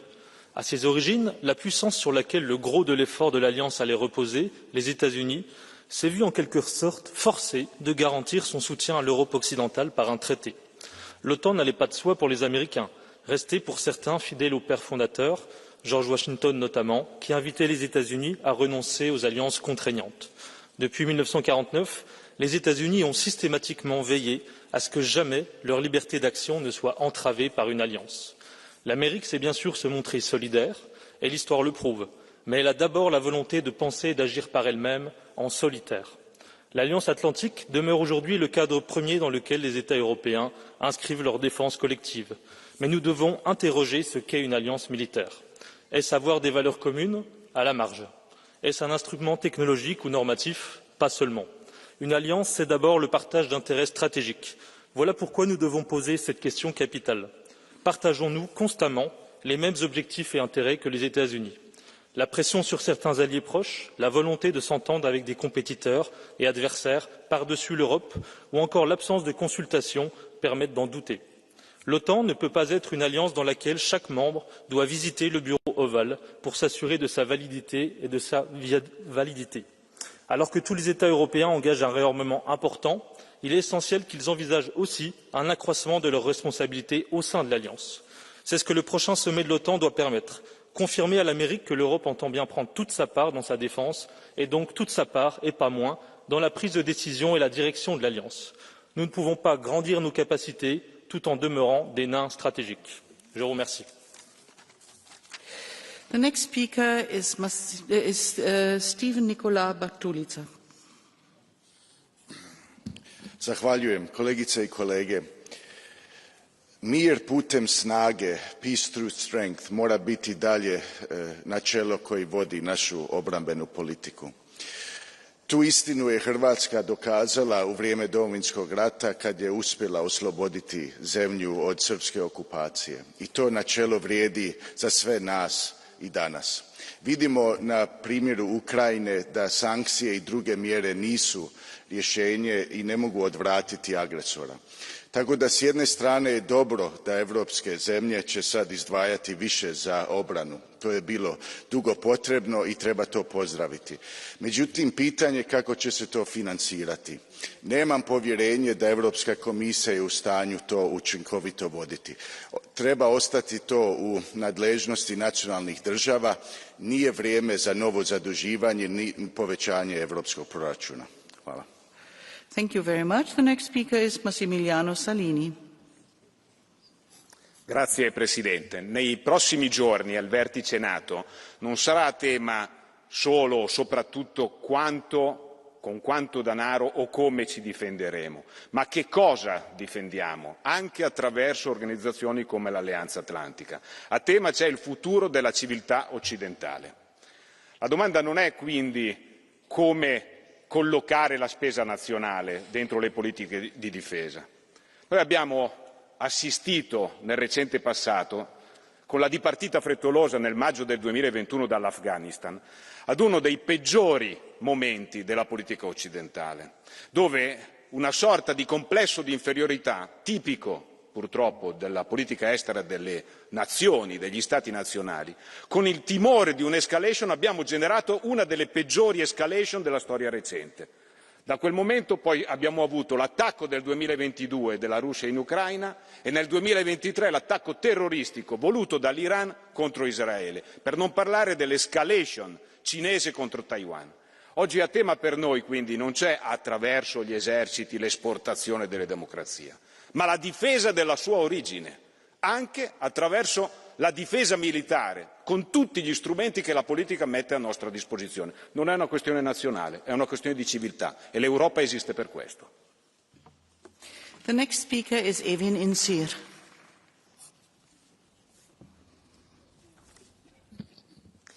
The most urgent priority at this moment is to prevent further escalation of wars and conflicts worldwide before past mistakes becomes a harsh reality once again. Both the European Union and NATO bear a responsibility to act. We have rightly supported Ukraine in its fight for sovereignty and territorial integrity, and we must continue to do so to ensure its victory and bring an end to Russia's ongoing acts of aggression. Putin has repeatedly demonstrated his unwillingness to engage in genuine peace negotiations. Only way to force him is to continue strengthening Ukraine.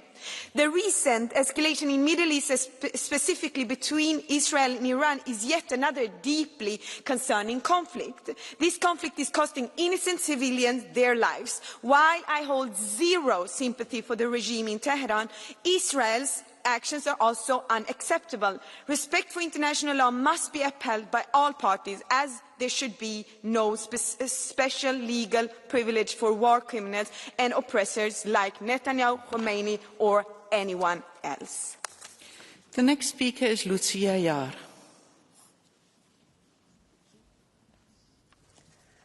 High Representatives, colleagues, even in Europe, peace has its price tag. Neglecting this reality has left us with a critical defence capabilities gap. The upcoming NATO Summit is therefore a critical juncture.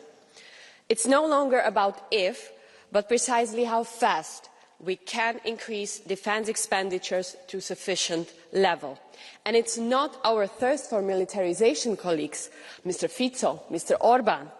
It's because of Putin. Intelligence agencies across Europe have been warning us. Russia plans to test NATO and the EU in just a few years, if you didn't hear. My country, Slovakia, remembers it very well. This coming Saturday marks 34 years since the last train carrying Soviet troops left Czechoslovakia, the true end of occupation. To me, this is a clear reminder that freedom is not given, that our democracy needs to be defended. We know exactly what's at stake when Russia threatens us with new war. So what should we do? The European Union, through the activation of the escape clause, has provided member states with the exceptional ability to raise the defence expenditures. Member states will also have the opportunity to borrow cheaply through the SAFE instrument. But let's also make sure that this money, these investments, will not end up in the hands of some defence oligarchs, and that we will be paying for things that our armies, that our security actually need. Let's act very strategically. It's for future generations. We need to think across the Union how to actually build that powerful European pillar within NATO to protect our citizens, because doing this together, it's cheaper, it unites us, and ultimately it makes us stronger. Thank you. The next speaker is Mika Aaltola.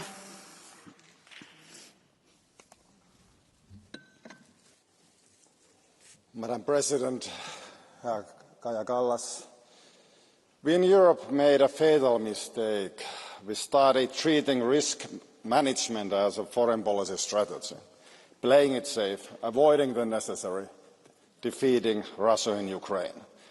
Now we face the consequences. No real mobilization, no clear plan, and the threats keep growing. When they strike, we won't manage the risks. The risks will manage us. This is a warning. This is why the EU must stop being a spectator. NATO is the backbone, yes, but we must become the muscle. Enough of symbolic solidarity. We need deterrence, strength and readiness. We must stop fearing escalation more than defeat. This summit is not about alliance, it's about building deterrence. Europe must face what is coming with clarity, with courage and with steel in its spine. Thank you. Thank you very much. The next speaker is Georgios Georgiou. Ας μιλήσουμε για το ΝΑΤΟ λοιπόν, κυρία Κάλλας. Να σας πω εγώ ποιο είναι το ΝΑΤΟ ως Κύπριος που ξέρω από πρώτο χέρι. Είναι εκείνο το οποίο προκάλεσε το 1974 ένα φασιστικό πραξικόπημα στην Κύπρο και ώθησε την Τουρκία να εισβάλλει στο νησί μου. Είναι εκείνο το οποίο στηρίζει, χαϊδεύει και εξοπλίζει την Τουρκία, η οποία 51 χρόνια μετά κατέχει εδάφη ενός κράτους μέλους. Είναι το ΝΑΤΟ εκείνο που γέννησε και στήριξε τις δικτατορίες τη δεκαετία του 70 σε Ελλάδα, Ισπανία και Πορτογαλία. Είναι εκείνο το οποίο ισοπαίδωσε το Ιράκ, την Ιουγκοσλαβία και το Αφγανιστάν. Είναι εκείνο το οποίο υποδάβλησε και συντηρεί τον πόλεμο στην Ουκρανία. Είναι εκείνο το οποίο σήμερα θέλει να κλέψει λεφτά από το ειστέρημα των ευρωπαϊκών λαών για να πλουτίσει τους εμπόρους του πολέμου. Είναι ένας πολεμοχαρής οργανισμός ο οποίος θρέφεται από το αίμα και το φόβο που το ίδιο σκορπίζει. Και η Ευρώπη είναι ένας πολιτικός νάνος, μια θλιβερή ουρά του ΝΑΤΟ που παρακολουθεί τα πράγματα με με ενοχή και αμήχανα, και εμείς που θέλουμε την ειρήνη σας λέω ότι όσο υπάρχει ΝΑΤΟ οι λαοί δεν θα έχουν ειρήνη.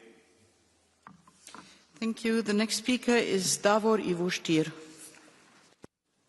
Hvala predsjednice, visoka predstavnice, sretan rođendan.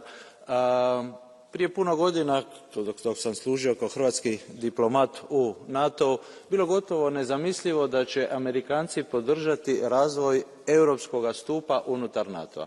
Danas oni to očekuju od Europe. Zašto? NATO ostaje naravno okosnica europske sigurnosti, ali Amerika sve više gleda naravno na Indo-Pacifik kao njen prioritet. Za nas prioritet mora ostati sigurnost europskog kontinenta. Amerika će i dalje davati kišobran nuklearnog odvraćanja, obavještajne podatke, ali jasno je da od europskih saveznika se očekuje da preuzmu primarnu odgovornost za sigurnost vlastitog kontinenta. I upravo zbog toga je potrebno izgraditi taj europski stup unutar NATO, imati europsku stratešku autonomiju, ne protiv Amerike, nego zajedno i u savezništvu sa Amerikom, bez obzira ko je trenutno stanar u Bijeloj kući. Hvala vam. Thank you. The next speaker is Vilija Blinkevičiūtė. Ačiū pirmininkė, ponia vyriausioji įgaliotinė. Karas vyksta Ukrainoje, tačiau Rusijos agresiją jaučiame ir mes ES šalis. Štai Baltijos jūra jau tapo nuolatiniu Rusijos karo lauku. Todėl šiuo sudėtingu laikotarpiu mums kaip niekada yra reikalingas solidarus, stiprus ir patikimas NATO aljansas, turintis pakankamai išteklių pajėgų atremti bet kokią grėsmę. Ir labai tikiuosi, kad NATO lyderiai susitikimo metu susitars dėl principinių klausimų. Pirma, tai gynybos finansavimo didinimas iki 5%. Antra, kad bus įsipareigota ginti ir stiprinti rytinį Europos flangą, kuris kol kas išlieka pažeidžiamiausia vieta Europoje. Ir trečia, susitarti dėl nenutrūkstamos visokeriopos pagalbos teikimo Ukrainai. Mano šalis Lietuva, suprasdama realias grėsmes iš Rusijos, jau kitais metais viršys 5% ribą saugumui ir gynybai. Ačiū. The next speaker is Georgiana Teodorescu. Criza din Coreea de Nord, confruntarea din Taiwan, conflictul India-Pakistan, războiul Iran-Israel, războiul din Ucraina, iată doar câteva din cele 28 de focare de instabilitate care clocotesc astăzi pe glob. Prin urmare, viitorul summit NATO trebuie să privească harta geopolitică a lumii în complexitatea ei și cu specificitatea fiecărei regiuni în parte.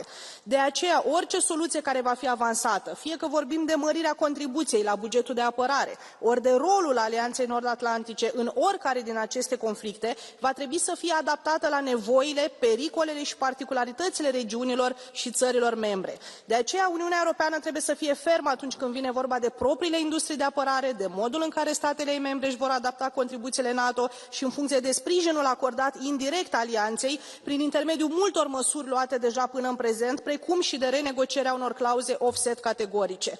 Până la construirea unei viitoare armate a Europei, singura apărare reală și eficientă pe care o avem este NATO, deci trebuie să o îmbunătățim constant, având totodată grijă și la întărirea capacității naționale de apărare, precum și a industriei naționale militare.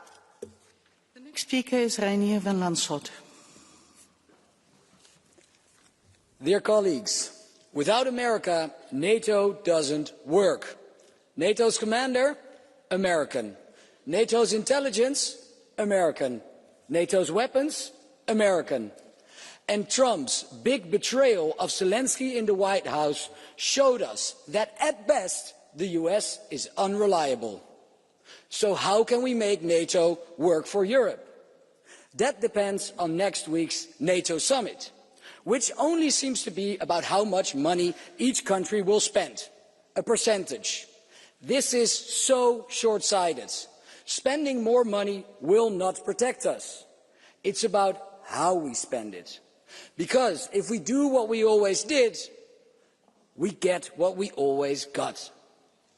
We need a European Supreme Allied Commander. We need a European Intelligence Service, and we need a European nuclear deterrent. Putin will only attack us if we are weak. A European army makes us strong. Thank you. Thank you. The next speaker is Eliana Zovko. Thank you, Madam President. High Commissioner, happy birthday. It's not a nice way to spend your birthday listening to all of us here giving the speeches.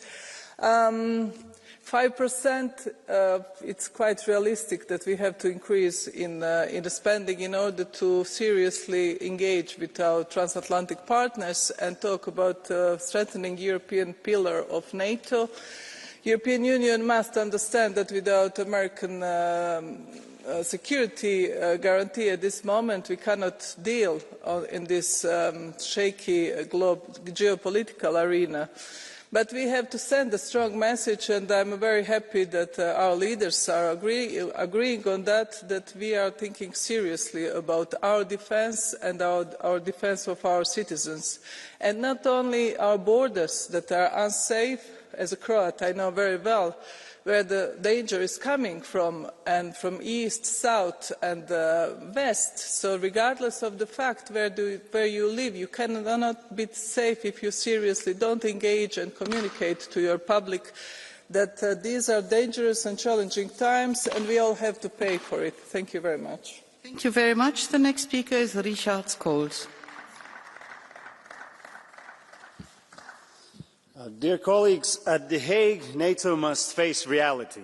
Russia is not a challenge. It is an enemy, and we must continue to call it that. It does not act alone. Iran, North Korea and China stand behind it, forming an authoritarian axis and fueling each other's aggression. This is not regional. This is systematic. Europe must stop hiding behind US guarantees. NATO's strength must grow to meet threats in Europe and beyond. And it's time to go back to basics. If the US shifts focus, Europe must defend itself and carry its share. The proposed 5% GDP target for defence is a necessity, not because GDP ratio wins wars. They don't. Strength, capabilities and action do. Ukraine cannot be sidelined. Its future is inseparable from NATO's security. And finally, while the NATO-Russia Council absurdly still exists, perhaps we could instead invite Putin to the following address in The Hague, to Aldevalsterweg 10, and I'm sure ICC would gladly receive him. Thank you. The next speaker is Irene Montero.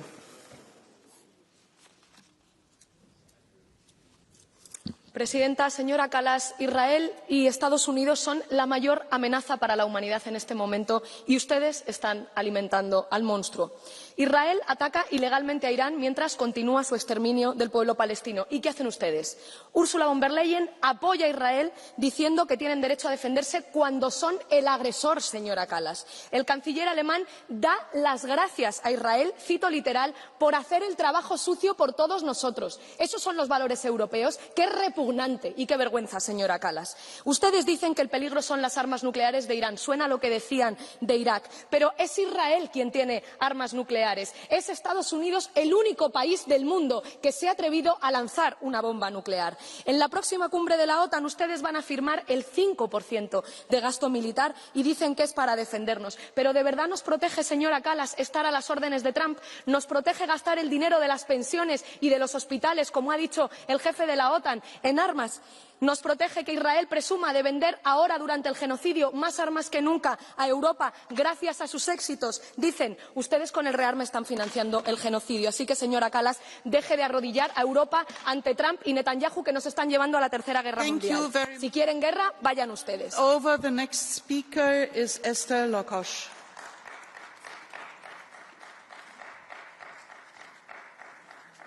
Thank you, Chair, Commissioner. A NATO, Európa és Magyarország védelmének sarokköve ugyanakkor a védelmi kiadások GDP arányos 5%-ra emelése a társadalmi és egészségügyi kiadások rovására történik. Csak akkor szabad elköteleződnünk, ha készek vagyunk felismerni a minket potenciálisan érintő fenyegetéseket. Bár a hagyományos katonai képességek továbbra is fontosak, a hibrid fenyegetéseket is ugyanolyan komolyan kell venni. Emellett meg kell erősítenünk a társadalom ellenálló képességét, a védelmi ipart és a technológiákat Európa szerte. A magyar kormány kettős játéka különösen szembetűnő a honvédelem terén. 100 milliárdokat készül hadseregfejlesztésre költeni az orosz fenyegetés ellensúlyozására, miközben baráti kapcsolatokat ápol Putyinnal. Eközben pedig semmiféle magyarázatot nem ad a magyar embereknek arra, hogy miért ilyen égető ez a védelmi kiadásnövelés, és hogyan kívánja előteremteni ennek fedezetét egy amúgy is gyengélkedő költségvetésből. Senki sem szolgálhat egyszerre két urat, ahogy a latin mondás is tartja. A jelek szerint a magyar kormány mégis erre tesz kísérletet. De ha megnézzük, hogy a védelmi ipart a történelmi léptékű kiadásnövelés előtt privatizálták, egy valami biztosnak tűnik, az úr, akit kiszolgálnak, nem más, mint a magyar oligarchák. Thank you. The next speaker is Pekka Volgin. Уважаеми колеги, НАТО трябваше да се разпусне веднага след края на Студената война, както стана с Варшавския договор. Ако това се беше случило, днес нямаше да има нито война в Украйна, нито риск от Трета световна война. Обаче вместо да прекрати съществуването си, НАТО се превърна в вампир, който за да живее трябваше да пие кръвта на други, т.е. да се разширява с нови държави. Именно заради този маниакален стремеж към разширяване на Северноатлантическия пакт избухна войната в Украйна. А най-големите печеливши, както от войната, така и от продължаващото съществуване на тази организация вампир, са големите производители на оръжие. Днес ни казват, че всяка държава членка трябва да отделя по 5% от своя БВП за отбрана. Утре сигурно ще увеличат процентите на 10, нали така? Вместо за образование и здравеопазване, огромни суми ще отиват за оръжие. Така хем ще ставаме по-бедни, хем опасността от глобална война ще нараства. Колкото повече НАТО се въоръжава и разширява, толкова по-зловещо ще надвисва над света облака на ядрената гибел. Благодаря. The next speaker is Juan Ignacio Zoido Alvarez. Gracias, presidenta. Señora Kallas, muchas felicidades. La cumbre de la OTAN de la próxima semana debe de marcar un punto de inflexión. Los europeos debemos demostrar nuestra mayoría de edad estratégica, nuestra responsabilidad con la defensa propia. Lamentablemente, no todos los socios parecen estar dispuestos a cumplir con su parte. El Gobierno de mi país, España, ya ha declarado que elevar la inversión de defensa hasta el 5% del PIB es un enorme error y que el 2% es más que suficiente. Pero no podrían estar más equivocados. El objetivo del 2% corresponde a una realidad muy lejana, la realidad del año 2014. Una década más tarde, la guerra ha llegado hasta las puertas de la Unión Europea y sobrevuela nuestro flanco este. Se suceden los ataques contra nuestras infraestructuras críticas, desde cables submarinos hasta hospitales. Hemos alcanzado un número récord de ciberataques, hasta 45.000 cada día, tan solo en España. Por eso no podemos esconder la cabeza. Es hora de ser responsables, de hablar a los ciudadanos como adultos y de invertir en una Europa más segura. Muchas gracias.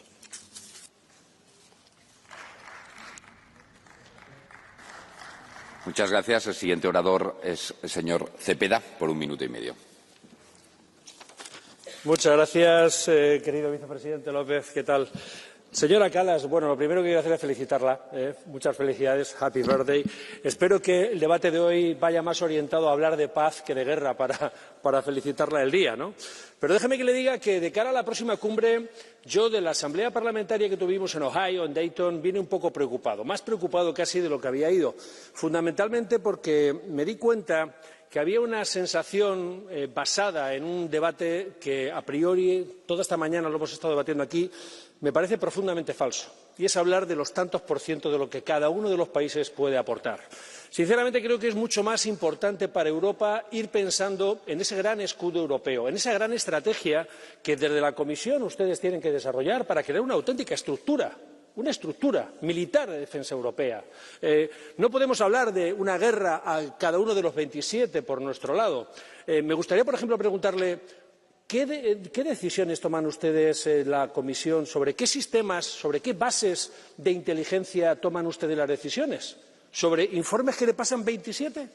Es un lío. Yo creo que Europa tiene que tener un modelo propio, tiene que tener un ejército propio, tiene que los países aportar más al presupuesto de la Unión Europea para hablar de una realidad que usted esta mañana lo ha dejado claro y evidente, y es que existe una amenaza real por parte de Rusia, que de cara a los próximos 3 o 5 años puede ser una realidad.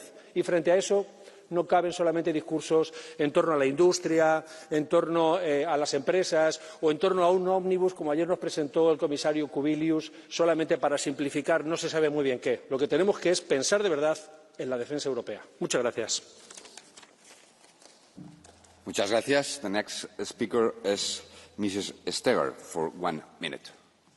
Sehr geehrte Damen und Herren, kommende Woche findet der NATO-Gipfel statt und damit ist die Bühne wieder eröffnet für die Rüstungsfanatiker Europas. Genau das werden wir erleben. Zahlreiche Politiker, die anstatt sich für Frieden einzusetzen, Europa immer mehr in den Krieg ziehen wollen. Politiker, die wie hier im Parlament die Europäische Union am liebsten heute als morgen zur Verteidigungsunion unter NATO-Herrschaft machen wollen. Die werden wieder schreien nach mehr Waffen und noch mehr Waffen. Die werden wieder die Propaganda- und Angstmaschinerie anschmeißen und behaupten, Europa wäre nicht verteidigungsfähig, wenn Russland angreift. Dabei geben die NATO-Staaten 10-mal so viel Geld für Rüstungsgüter aus als Russland. Zu glauben, dass man für Frieden sorgt, wenn immer mehr Waffen produziert werden, ist schlicht und ergreifend hanebüchern und verantwortungslos. Was ist aus der angeblichen Friedensunion geworden? Es ist Zeit aufzustehen gegen die Profitgier der Rüstungsfirmen und für Diplomatie und Frieden. Es ist Zeit aufzustehen gegen den Souveränitätsraub der Europäischen Union. Denn das Ziel ist klar, dieser Krieg soll dafür missbraucht werden, um noch mehr Kompetenzen nach Brüssel zu verlagern. Aus österreichischer Sicht ist das alles schon längst nicht mehr mit unserer Neutralität vereinbar. Ich sage, Österreich ist neutral und hat auch neutral zu bleiben.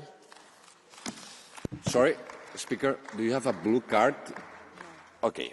We are moving to the next speaker, that is Mr. Ratas for 1 minute.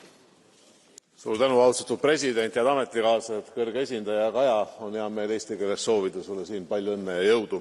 Eesti on panustanud üle 10 aasta 2% oma sõjalisse riigikaitsesse. See on tähendanud meile vähem raha tervishoidu, teedesse, elukeskkonda, aga me oleme mõistnud, et see on kõige olulisem. See on taganud meie iseseisvuse, see on taganud meie demokraatia ja julgeoleku. Nüüd NATO tippkohtumise eel on vaja oma ambitsioone tõsta ja on vaja panustada 5%. Kindlasti see on õige suund, mida ma pean oluliseks Euroopa Parlamendi liikmena, aga ka Eestist valitud poliitikuna. Ma olen jätkuvalt seisukohal, et Euroopa Liit ja USA on strateegilised partnerid, kuid Euroopa Liit peab ka oma jalad kõhu alt välja võtma. See on nagu koolipoiss, kes läheb eksamile ja siin poolest rehkendusest ei aita. Siin on vaja ära teha terve rehkendus. Ma usun, et sellises dünaamilises julgeolekukeskkonnas üldse ellu jääda peavad kõik panustama sõjalisse riigikaitsesse, sest kokkuvõttes on Euroopa julgeolek kaalul. Aitäh! Thank you very much. The next speaker is Mr. Furlas for 1 minute. Ευχαριστώ κύριε Πρόεδρε.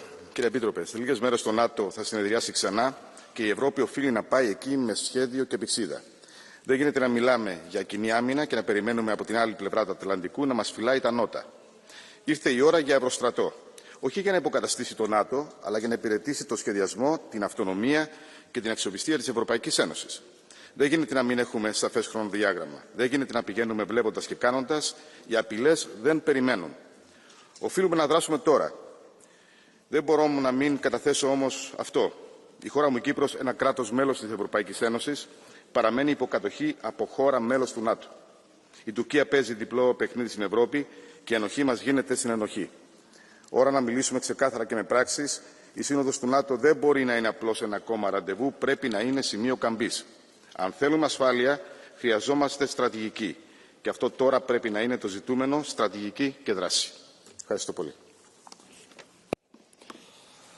Thank you very much. The next speaker is Mr. Fuglsang for 1 minute. Dear colleagues, we are not at war, but we are not living in a time of peace either. I think it's safe to say that in our lifetimes we are seeing the greatest threat that we have seen ever in Mr. Putin and his war in Ukraine, and who will be next if we do not stand together and invest in our common defense. Many countries, including my own, Denmark, have not invested sufficiently if we look at the past decades. We have let down our defense system, and we have not realized how important it is for our security that we are able to defend ourselves here in Europe and not rely on other forces. We're changing that. We are investing massively in Denmark. We're investing massively in other countries as well, but we have to realize that there are huge differences when you look at how much money that we in the European Union spend on defence, and we need to change that. So I urge you, colleagues, go to your governments, tell them to invest, tell them that we need a decision in The Hague, that we invest in our common defence. Let's do it, and let's do it now. Thank you very much. The next speaker is Mr. Eroglu for 2 minutes. Ja, sehr geehrter Herr Vizepräsident, sehr geehrte hohe Vertreterin. Ja, wir diskutieren den NATO-Gipfel und es ist eine wirklich wichtige Diskussion und ich freue mich, dass die Europäische Union nach und nach endlich begreift, dass es Sicherheit nicht umsonst gibt und dass wir für unsere Sicherheit auch uns einsetzen müssen und auch für unsere Sicherheit bezahlen müssen. Und die Lehre der Geschichte der Menschheit zeigt ja auch, dass es eine Welt, die ohne Verteidigung, ohne Sicherheit möglich wäre, nicht existiert. Und deswegen ist es ganz wichtig, dass wir jetzt diese Verantwortung übernehmen innerhalb der NATO und auch als Europäische Union eine starke Stimme werden. Und das bedeutet, dass wir eine Stimme brauchen. Und liebe Frau Kallas, ich traue Ihnen zu, Sie sind eine starke Frau. Seien Sie die Stimme der europäischen Sicherheit, seien Sie die Stimme der europäischen Verteidigung. Und das bedeutet nicht nur auch den anderen 10 Nicht-EU-Mitgliedstaaten in der Europäischen Union zu sagen, wo wir in der Europäischen Union stehen, sondern auch innerhalb der Europäischen Union Reformen anzutreiben. Denn eine Sache ist ja richtig. Wir haben heute gehört, dass wir über 300 Milliarden Euro für die Verteidigung ausgeben und als Europäische Union nicht verteidigungsfähig sind. Das kann wirklich nicht sein. Und wir haben auch Kolleginnen gehört, die ganz klar gesagt haben, wir müssen unsere Verteidigung auch neu denken. Wir müssen eine ernste Luftabwehr haben. Und wenn ich hier im Haus den Linken zurufen möchte, die viel Geld für Bildung und Verteidigung für Krankenhäuser ausgeben, was sind dann unsere Krankenhäuser wert, wenn nachher Raketen auf sie fallen? Wir brauchen eine europäische Luftabwehr. Wir brauchen aber auch eine Cyberabwehr, wo wir ständig angegriffen werden. Das ist ganz, ganz klar. Und aber auch ganz klar ist, wir müssen weg von den schweren Waffensystemen. Wir brauchen Drohnen in allen Bereichen, zu See, zu Luft und zu Wasser, zum Boden, damit letztendlich wir auch in einem Verteidigungsfall so viele Menschenleben schützen können auf europäischem Boden. Frau Kallas, setzen Sie sich da für diese Reform innerhalb der Europäischen Union ein, und dann sind wir sehr, sehr stark nach außen und können in der NATO auch sagen, wo es lang geht, und das müssen wir tun. Vielen Dank. Thank you very much. The next speaker is Mrs. Lexman for 1 minute. Thank you, Chair, Vice President. Just yesterday, we witnessed another brutal bombing of Kiev. Each such act reminds us of the threat that Russia poses and other totalitarian regime to Ukraine, to Europe, and to world-based global order. It is high time to take our security seriously and adequately invest in defence, but we must do that responsibly and in cooperation with our allies. Raising our defence capacity is not just about tanks and missiles. Access to critical raw materials is of crucial importance for the future of the European defence, especially while totalitarian China is misusing its dominance. We must ensure that investments in critical raw materials, particularly mining, refining and the production of essential components, are counted towards the increase of NATO defence spending. Thank you. Thank you very much. The next speaker is Mrs. Funchen for 1 minute. Whilst I recognise the sovereign right of each member state to choose their own foreign policies and whether or not they participate in military alliances such as NATO, I hope each of you too recognise the sovereign right of my country, Ireland, to maintain its historical policy of neutrality. We in Ireland have a proud history and tradition of UN peacekeeping, and long may that continue. Now, make no mistake, we do require investment in order to ensure the men and women of the Irish Defence Forces are properly paid and are properly equipped. But this cannot be used as an excuse by our government to move away from neutrality. And colleagues, I feel it's important to reference the creeping militarisation into EU politics. This debate has been a combination of maddening and depressing for the past 2 hours, listening to the vast majority of speakers. And I would remind people that at its core, the EU is supposed to be a peace project. and we should not move away from this. We also should not be allowing any funds or vital programmes, such as the European Social and Cohesion Funds, to be used for any military purposes whatsoever. Garmagav.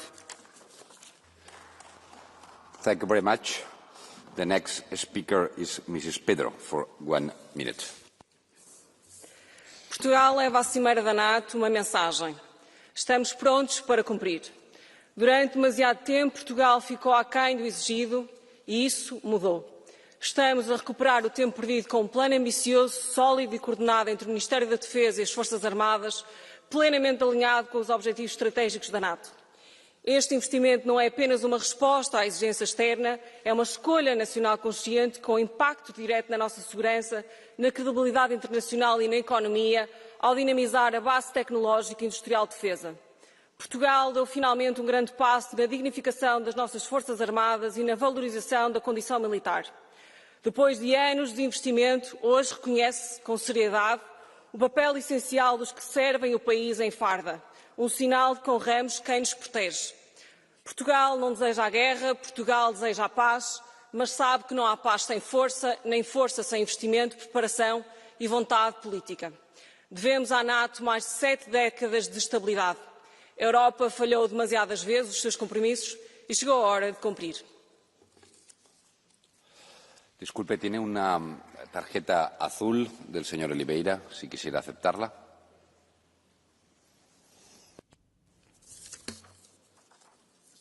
Obrigado, Presidente. Sr. Deputado Ana Miguel Pedro, como é que a senhora pode achar que o futuro dos povos pode ser a guerra, que o futuro dos nossos jovens pode ser a morte e a destruição? Como é que a senhora pode vir defender o investimento no militarismo e na corrida aos armamentos, achando que isso não acrescenta perigos de guerra, que não acrescenta perigos de conflitos militares, particularmente de dimensões catastróficas, considerando a capacidade de destruição, particularmente a nível nuclear, que hoje existe? Como é que a senhora deputada é capaz de dizer aos jovens portugueses que o único futuro para o qual podem olhar é um futuro de preocupação, de saberem qual é a guerra em que vão ter que ser empurrados para morrer? Senhora deputada, o militarismo e a guerra não são futuro para povo nenhum e também não o são para o povo português. Senhor Deputado, permita-me recordá-lo, porque às vezes a memória é curta quando convém, que o Senhor Deputado foi apoiante convicto de um governo, o governo da Geringonça, que foi responsável pelo maior desinvestimento em décadas na defesa. E, do nosso ponto de vista, o investimento em defesa é politicamente viável, é socialmente responsável e é até estrategicamente necessário, porque muito do que fala não é possível sem termos segurança. Obrigada. Thank you very much. The next speaker is Mr. Assis for 1 minute. Gracias, Presidente. Senhora Alta Comissária, a história não nos ensina tudo, mas ensina-nos algumas coisas. Os pacifistas dos anos 30 tornaram-se, grande parte deles, em apoiantes do nazismo nos anos 40 e apoiantes do sistema totalitário soviético nos anos 50 e nos anos 60. Foi assim que acabaram. Acabaram deixando de defender os regimes democráticos. E a NATO teve um papel fundamental nas últimas décadas na defesa precisamente de um conjunto de valores e princípios que são exatamente os mesmos que inspiram a União Europeia e que estão na base do modelo das democracias liberais que compõem esta nossa aliança de países. Estamos num momento particularmente difícil. Há tensões no interior da própria NATO. Há um comportamento errático da parte dos Estados Unidos. Há uma certeza de que a Europa tem que fazer mais pela sua própria defesa e que temos que aumentar o volume de investimento nesse setor. Eu não sou daqueles que pensam que devemos ter determinados números absolutamente pré-estabelecidos, os 4% ou 5%. Nós teremos que agir em função das nossas necessidades e também das nossas possibilidades. E em nenhuma circunstância devemos pôr em causa outros aspectos e outros compromissos absolutamente essenciais. Mas a verdade é só uma. Não há soberania nacional, nem há soberania europeia se não tivermos capacidade para nos defendermos dos nossos inimigos. E não somos nós que escolhemos os nossos inimigos. São os nossos inimigos que nos escolhem a nós como seus inimigos. Muito obrigado. Muchas gracias. Thank you very much. The next speaker is Mr. Tonin for 1 minute. Spoštovana komisarka, podpredsednik, drage kolegice in kolegi. V Sloveniji imamo nekaj ljudskih modrosti kot ki držijo kot pribito tudi na področju obrambe in varnosti. In sicer, skupaj smo močnejši in skupina je močna toliko, kot je močen najšibkejši člen. NATO je obrambno zavezništvo, ki vsem državam ponuja kolektivno varnost. In kolektivna varnost je bila vedno cenejša in zmogljivejša kot varnost, ki si jo zagotavlja vsaka država članica posebej. Ampak kolektivna varnost deluje samo, če vsak član zavezništva izpolnjuje svoje domače naloge. Le ob izpolnjenih zavezah lahko računamo tudi na realizacijo 5. člena Severnoatlantske pogodbe, ki pravi, napad na enega je napad na vse, in zato lahko računamo, da bodo ob napadu priskočile vse članice NATO. Oziroma, kot je nekoč rekel ameriški predsednik Bush v Vilni, vsak napad na Litvo bi se štel za napad na Združene države Amerike. Za manjše države, kakršna je tudi Slovenija, je to ključno zagotovilo, da v primeru agresije in terorističnih napadov ne bomo sami. Thank you very much. The next speaker is Mr. Van Overtveld for Den Haag. Dank u, voorzitter, commissaris, collega's. Te midden een alsmaar chaotischere en dreigendere wereld staan we op een kantelpunt. De Europese Unie en haar lidstaten hebben een keuze te maken. Ofwel versterken we onze defensie, onze veiligheid en onze weerbaarheid, ofwel zullen onze democratie en vrijheden ondermijnd worden. Wie dat minimaliseert, bewijst de Europese waarden absoluut geen dienst en geeft wind in de zeilen aan de antidemocratische krachten, zowel binnen als buiten onze grenzen. Het mag daarbij echter niet enkel om meer uitgaven gaan. We hebben nood aan slimme, gerichte investeringen in defensie, innovatie en strategische autonomie. Daarbij is een stevige structurele rol van de privésector van het grootste belang. Alzo maken we de verhoogde defensie-inspanning ook tot een sociaal-economisch succesverhaal. Deze investeringen zijn ook absoluut noodzakelijk om te voorkomen dat verhoogde defensieuitgaven zich vooral gaan vertalen in enkel maar prijsverhogingen doorgevoerd door de bestaande defensiebedrijven. Laten we dus dit moment grijpen om de Europese Unie op vlak van defensie, van veiligheid en weerbaarheid te verbeteren en sterker te maken, in plaats van er enkel maar geld tegenaan te gooien. Dank u. Thank you very much. The next speaker is Mr. Vistisen for 2 minutes. We meet here today to discuss NATO and European security. But what is the value of those words if this chamber refused to name the real and rising threat to Europe?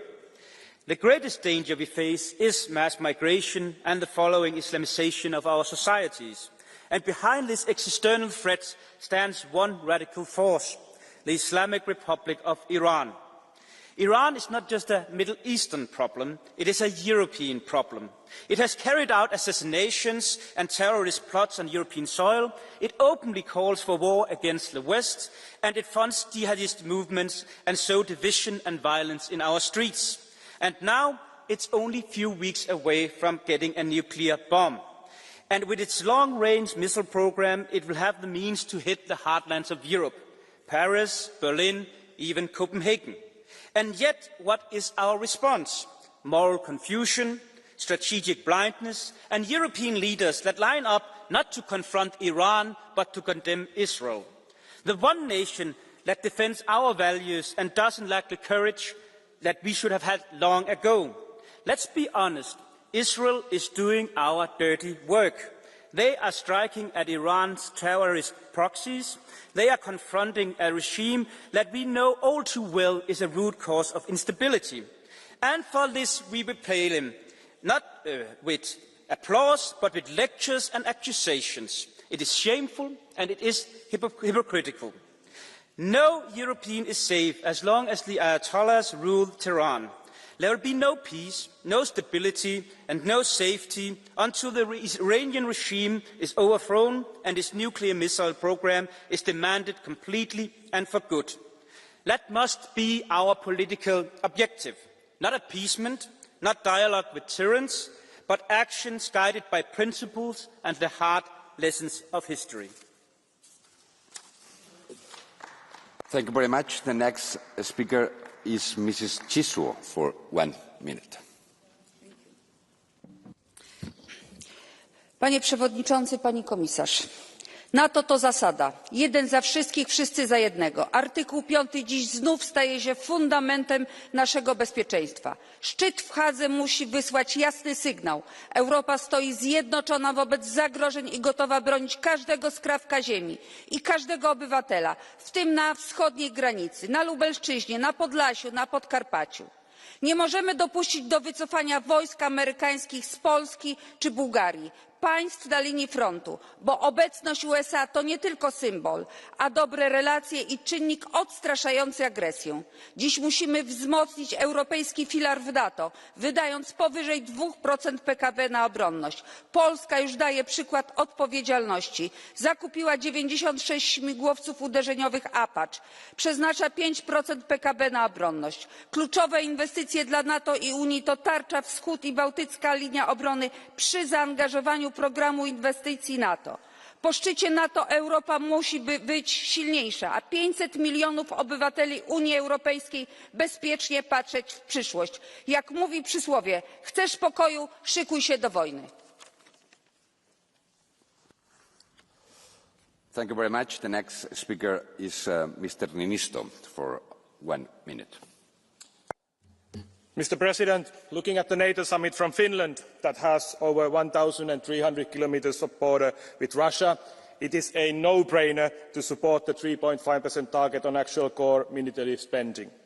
NATO stands at a turning point and we Greens support credible deterrence, but it must be strategic and accountable. And the EU has a vital role in this. The EU can make sure that the added spending is mainly focused on joint capabilities, that EU-NATO countries have the capability also to act alone without the support of the US. This is necessary to negate the threat of Russia. The EU can also make sure that much more is spent on European defence industry and on joint procurement. We need to mainly support Ukraine and stockpile our own reserves, and that means priority orders, and not to give grants to an already lucrative industry in sales to dubious third countries, and not to spend at the cost of spending cuts on the welfare of our citizens. We need to base the spending on defence on our European values, for those are the values that we want to protect. Thank you very much. The next speaker is Mrs. Kalniete for 1 minute. Kolēģi, Eiropai ir jāapzinās, ka Krievijas imperialistiskie mērķi sniedzas tālāk par Ukrainu. Dažādi izlūku dienestu dati skaidri pierāda, ka Krievija bruņojas un gatavojās konfrontācijai ar NATO. Tāpēc visiem sabiedrotajiem ir jāapņemās neatliekami ieguldīt aizsardzībā 5% no savu IKP. Hāgas samitā ir jānolēma šo ambiciozo mērķi sasniegt tuvākajā laikā.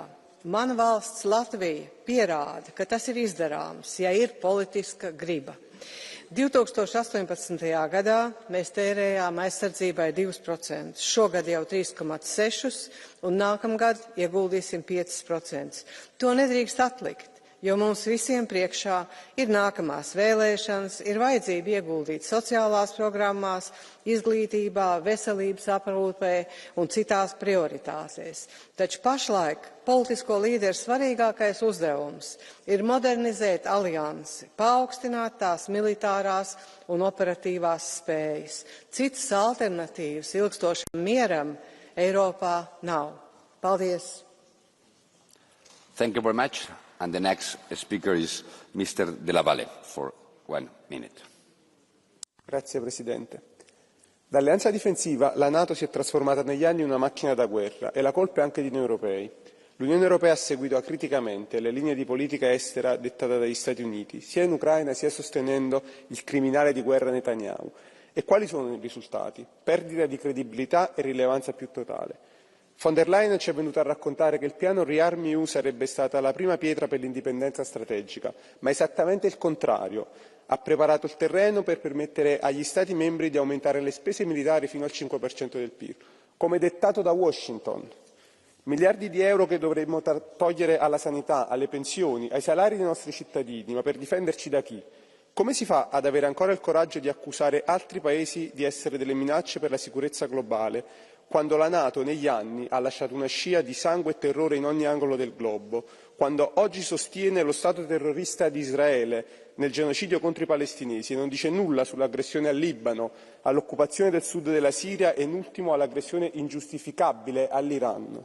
Oggi l'Europa dovrebbe mettere al centro gli interessi dei propri cittadini, mettere al centro un ruolo di pace e cooperazione e smettere di essere vassalli di chi semina terrore e progetti di guerra. Grazie. Grazie. Now we are moving to the Catch the Eye. We have 7-8 interventions. I will start with Mr. Sousa, and it will be for 1 minute. Senhor Presidente, Senhora Alta Representante, a ameaça de uma invasão europeia deixou de ser claramente um cenário hipotético. É hoje uma possibilidade concreta. E não é só na fronteira com a Rússia ou com a Bielorrússia. Em todas as fronteiras da União Europeia temos hoje sérias ameaças. Quero por isso saudar a Comissão Europeia pelas iniciativas recentes em termos orçamentais através do SAFE, Security Action for Europe, e do EDIP, European Defence Industry Programme, com mais de 150 mil milhões de euros para apoiarem os Estados-membros e as suas indústrias de defesa a caminharem no sentido certo, no sentido da soberania europeia, em termos de produção de material de segurança e de defesa. Para além de garantir umas forças armadas mais preparadas, este investimento será também um motor de emprego, de inovação e de valorização do tecido económico nacional, bem como de alinhamento com os objetivos de investimento na NATO. Espero que na próxima cimeira da NATO os países da União reafirmem o seu compromisso com a Aliança, mas acima de tudo demonstrem que o pilar europeu da NATO pode e deve sozinho defender a nossa União e a nossa Europa. Muito obrigado, Sr. Presidente. Muito obrigado. Ahora es el turno para la señora Grappini, for Mrs. Grappini. Domnule președinte, stimată doamnă înalt reprezentant, stimați colegi, summitul NATO care urmează să vină trebuie să înceapă de la ideea de pace și securitate, creșterea securității cetățenilor. Noi aici suntem aleși și reprezentăm interesul cetățenilor și dacă am face o întrebare în toate statele membre, cred că pe primul loc cetățenii pun securitatea. Sigur că avem nevoie de școli, de educație, de sănătate, dar dacă nu avem o securitate asigurată, nu putem să le facem pe celelalte. Doamna înalt reprezentant, suma aceea din proiectul SAIFI, 150 de miliarde, trebuie alocate statelor membre pentru a produce, pentru a avea o industrie proprie, nu pentru a importa din țări terțe, pentru că așa creăm locuri de muncă și rezolvăm și probleme sociale și probleme de venituri pentru cetățeni. Dar cred foarte mult că avem nevoie de a înțelege, de a comunica către cetățeni de ce avem nevoie de o industrie a apărării. Pentru că pericolul este la graniță, eu trăiesc într-o țară care este la graniță cu conflictul și, da, trebuie să ne gândim și la Republica Moldova, să vedem cum o integrăm pentru a putea avea siguranța flancului de est. Și cred că unitatea și solidaritatea trebuie să existe. Doamna comisar, Uniunea Europeană trebuie să aibă o poziție foarte fermă la NATO. Nu putem să lăsăm neapărați cetățenii din spațiul Uniunii Europene. Mulțumesc! Thank you very much. Now it's the turn for Mr. Oliveira for 1 minute. Obrigado, Sr. Presidente. Sra. Comissária Kallas, a NATO é o mais perigoso instrumento à disposição do imperialismo norte-americano para manter o seu domínio hegemónico pela força da guerra e da destruição. A NATO é a maior ameaça à paz mundial. A opção da União Europeia de se constituir como pilar europeu da NATO confirma a sua natureza militarista e é reveladora do alinhamento cúmplice e subserviente com essa estratégia belicista e agressiva dos Estados Unidos.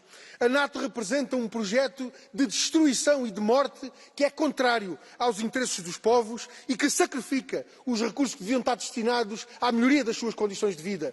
Os povos querem paz, querem melhores condições de vida, querem trabalho e salários dignos, educação, saúde, habitação. A NATO e o investimento no militarismo e na corrida aos armamentos hipotecam tudo isso.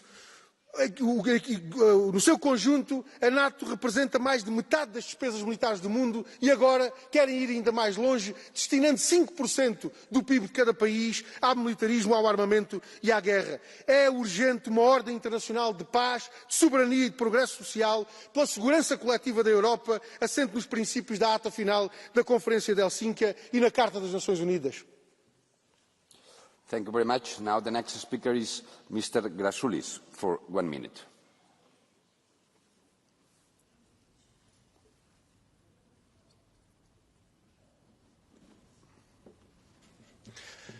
Sveiki. Europa turi suprasti, kad NATO tai yra Amerika.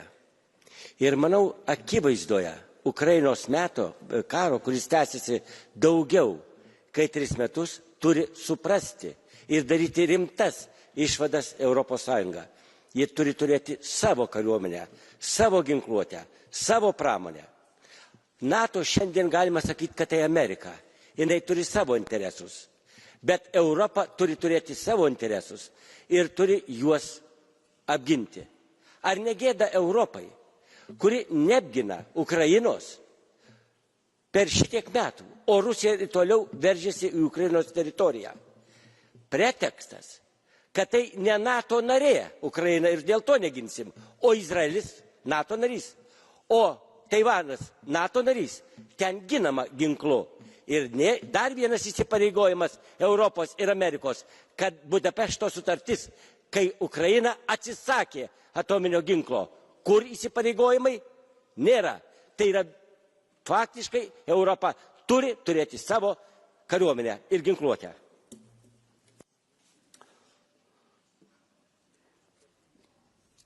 Thank you very much. The next speaker is Mr. Sipper for 1 minute.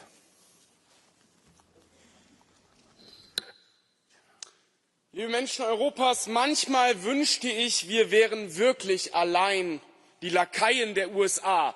Dann wäre es nicht so schmerzhaft weltfremd, wenn manche hier behaupten, wir würden mit unserer Verteidigung allein amerikanischen Interessen dienen. Manchmal wünschte ich, in der Ukraine würde wirklich bloß ein Stellvertreterkrieg mit dem Westen geführt. Dann würden diese Verzerrungen der Realität, die manche hier betreiben, nicht so eine schamlose Beleidigung der Tapferkeit und der Freiheit des ukrainischen Volkes darstellen. Manchmal wünschte ich, die Ausgaben für unsere Verteidigung würden wirklich einfach aus den Sozialtöpfen genommen. Dann wäre dieses dilettantische Verständnis von Haushaltspolitik, das manche hier betreiben, nicht so peinlich für alle anderen Abgeordneten. In einer perfekten Welt brauchen wir keine Armeen, keine Rüstung. Bis dahin brauchen wir die NATO. Dankeschön. Thank you very much. The next speaker is Mr. Andriukaitis for 1 minute. Thank you, Chairman. Happy birthday, Madam Commissioner. In front of upcoming NATO Summit, building of the European Defence Union is at the top of the European Union policy agenda and is essential to shielding European Union citizens' security and well-being from current geopolitical threats. And this is a part of European Union member states' solidarity, those who are also in NATO. European Defence Union should be the pillar of the NATO, and we see that it is only one way to strengthen our security. European security, as I argue in Minister report, is a public good, and that readiness is a common responsibility. And one way to respond to future challenges is to deepen cooperation across member states to leverage European economies of scale on defence and spending activities. We are speaking about 5% of GDP, but we need to understand that cost of non-EU in defence spending, in other words, the cost of not leveraging European economy of scale, is estimated to range from 18 to 57 billion euros per year, as estimated European Parliamentary Research Service study. We need to think about necessity to spend also in social areas much more efficient. Thank you very much. The next speaker is Mr. Nicolaou for 1 minute. Σύνοδος του ΝΑΤΟ στη Χάγη. Στην πόλη δηλαδή όπου διαδήλωσαν χιλιάδες και εκατοντάδες χιλιάδες, εκφράζοντας την αλληλεγγύη τους στον Παλαιστινιακό λαό ενάντια στη γενοκτονία και το λοιμό από το Ισραήλ με νατοικές πλάτες. Όπως και τώρα, στην επίθεση του σε βάρος στο Ιράν, ρίχνοντας λάδι στη φωτιά του πολέμου στη Μέση Ανατολή. Βασική στόχη της Συνόδου, η κλιμάκωση του υπεριαλιστικού πολέμου στην Ουκρανία, το άνοιγμα νέων πολεμικών μετώπων και όχι η άμυνα όπως προκλητικά ισχυρίζεστε. Μία άνευ προηγουμένου ολομέτωπη επίθεση σε βάρος των λαών, γι' αυτό και η συμμετοχή των κρατών μελών εκτινάσεται στο 5% του ΑΕΠ. Τα παζάρια για την Ουκρανία στο μέσο των ανταγωνισμών δεν γίνονται για τα άθλια προσχήματά σας, αλλά για εδάφη, αγορές, σπάνιες γέες, τα 500 δισεκατομμύρια της ανοικοδόμησης στα συντρίμμια της υπεριαλιστικής σύγκρουσης. Απέναντι στις νατοικές αποφάσεις της Συνόδου και της Ευρωπαϊκής Ένωσης, των κυβερνήσεων, οι λαοί διαδηλώνουν απαιτώντας καμία εμπλοκή, καμιά θυσία για τα νατοικά πολεμικά σφαγεία. Απαιτούν ουσιαστικές αυξήσεις σε μισθούς, σε συντάξεις, στην υγεία, την παιδεία, την πολιτική προστασία. Muchas gracias. Ahora es el turno para el señor López Aguilar, por un minuto. Gracias, presidente. High Rep Kaja Kallas. La próxima cumbre de la OTAN tiene como objetivo prioritario afirmar de una vez la autonomía estratégica de la Unión Europea para empezar con un socio principal, Estados Unidos, cuyo compromiso con la defensa común es cada vez más dudoso. Y debe hacerlo, para empezar, sin ningún seguidismo de las instrucciones del Pentágono de incrementar todos los Estados miembros de la Alianza un 5% del presupuesto de defensa. No solamente porque la Unión Europea tiene que garantizar su financiación sin perjuicio de sus políticas de cohesión, de solidaridad y su pilar social, que ahora incluye la vivienda, sino también y sobre todo porque ese no es el camino. El camino es la especialización de esfuerzos, no la sumatoria de presupuestos nacionales. El camino es la industria común, con inversiones compartidas, las sinergias operativas y, por supuesto, la inteligencia compartida. Ese es el camino para que la Unión Europea pueda ser significativa en su esfuerzo de defensa, no imponer acríticamente a todos los Estados miembros sacrificios presupuestarios a costa de su cohesión social vertebral y, particularmente, de los nuevos retos como es la política de vivienda. Gracias, presidente. Muchas gracias. Now it's the turn for our High Representative and Vice President Kaja Kallas.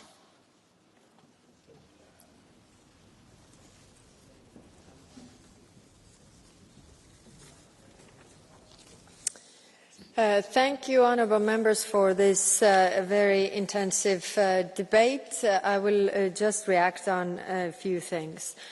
Of course, we need public support for these steps. We need to explain to our people why we have to do this, and why we also need to make sacrifices.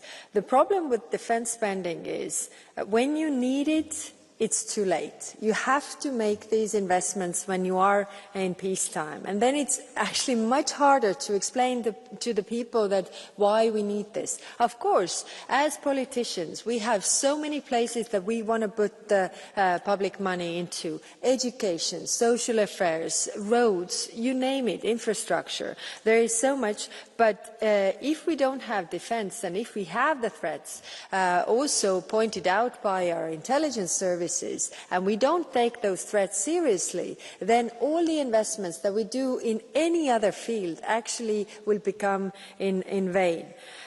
NATO is, and when we make defence investments, then it would also function as a deterrence, which means that hopefully the war is not coming to Europe.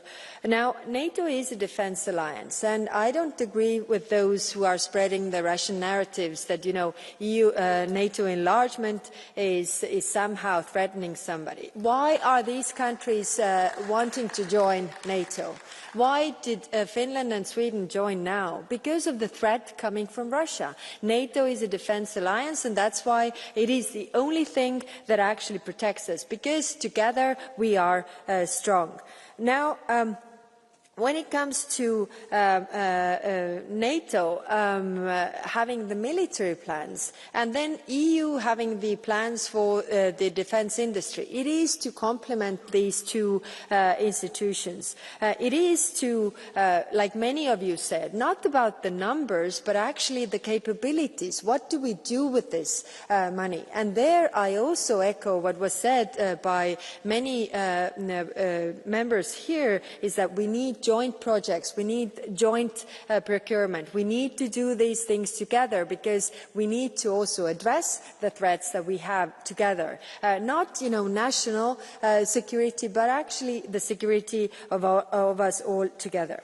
So, there was also a question of, against whom these weapons are used that we are buying. I mean, it's like, you having a security system at home. You don't need it unless somebody breaks in. So this is exactly the same. You don't need those weapons unless somebody attacks you. And like I said in my speech, as Russia is spending so much more on military, they will want to use it. And against whom they want to use it? Well, there are, of course, many options, but we have to make sure that this is not against us, and it's also that it's stopping there. Then on the defence spending, we have a lot to learn from Ukraine, and I agree with those who said that it doesn't have to be only about enriching the defence industry. No, if we look at Ukraine, they have built the defence industry from zero, from scratch. So actually, bringing also the costs down, using much shorter procurement times, and we need to learn from there. Also, I want to address the issue of peace. Everybody in Europe wants peace. Europe is a peace project. We all agree on that, but we very clearly see right now the talks about the ceasefire that Russia doesn't want peace, and it takes at least 2 to want peace, but it only takes 1 to want war, and that is why we need to prepare. So we are living in dangerous times, and in order to have peace, you need to prepare for this. And I also want to address our Irish colleagues. I mean, yes. Peace doesn't mean that the human suffering will stop. If, you surrender, you have the aggressor, and you say, okay, take all what you want, then it doesn't mean that the human suffering will stop. I mean, our experience behind the Iron Curtain after the Second World War, countries like Ireland get to build up their prosperity, but for us it meant, atrocities, mass deportations, suppressing your culture and language. This is what happens. It is also peace, but it's actually not freedom. It's not freedom of choice for people. And that is what the European Union is all about, and that is what we are also fighting for. Russia. Somebody said here that Russia has no reason to attack NATO. Well, Russia didn't have any reason to attack Ukraine either, or Syria, or Georgia, or the list is long. So they are not acting rationally, and we are democracies. We look through this democracy prism that it's not rational. They wouldn't do that. It's not rational to attack NATO. Well, we can't think because. We can't think how they think, and we need to prepare and learn from our past mistakes. And the past mistakes we have made in history. Many of you also mentioned this. I mean, there's not a lot and very far to see. And what I want to stress to all of those representatives coming from countries that are much further from Russia, look at the world map. Europe is a very small continent. Whatever happens in one part of Europe has an effect on us all. And we are only strong when we act together in NATO, when we act together in Europe. A stronger European Union is also a stronger NATO. Thank you. Thank you very much, High Representative. Also, I take the opportunity to happy birthday as a European Parliament. And now the sitting is suspended until the votes, that it will be at 12. Thank you very much.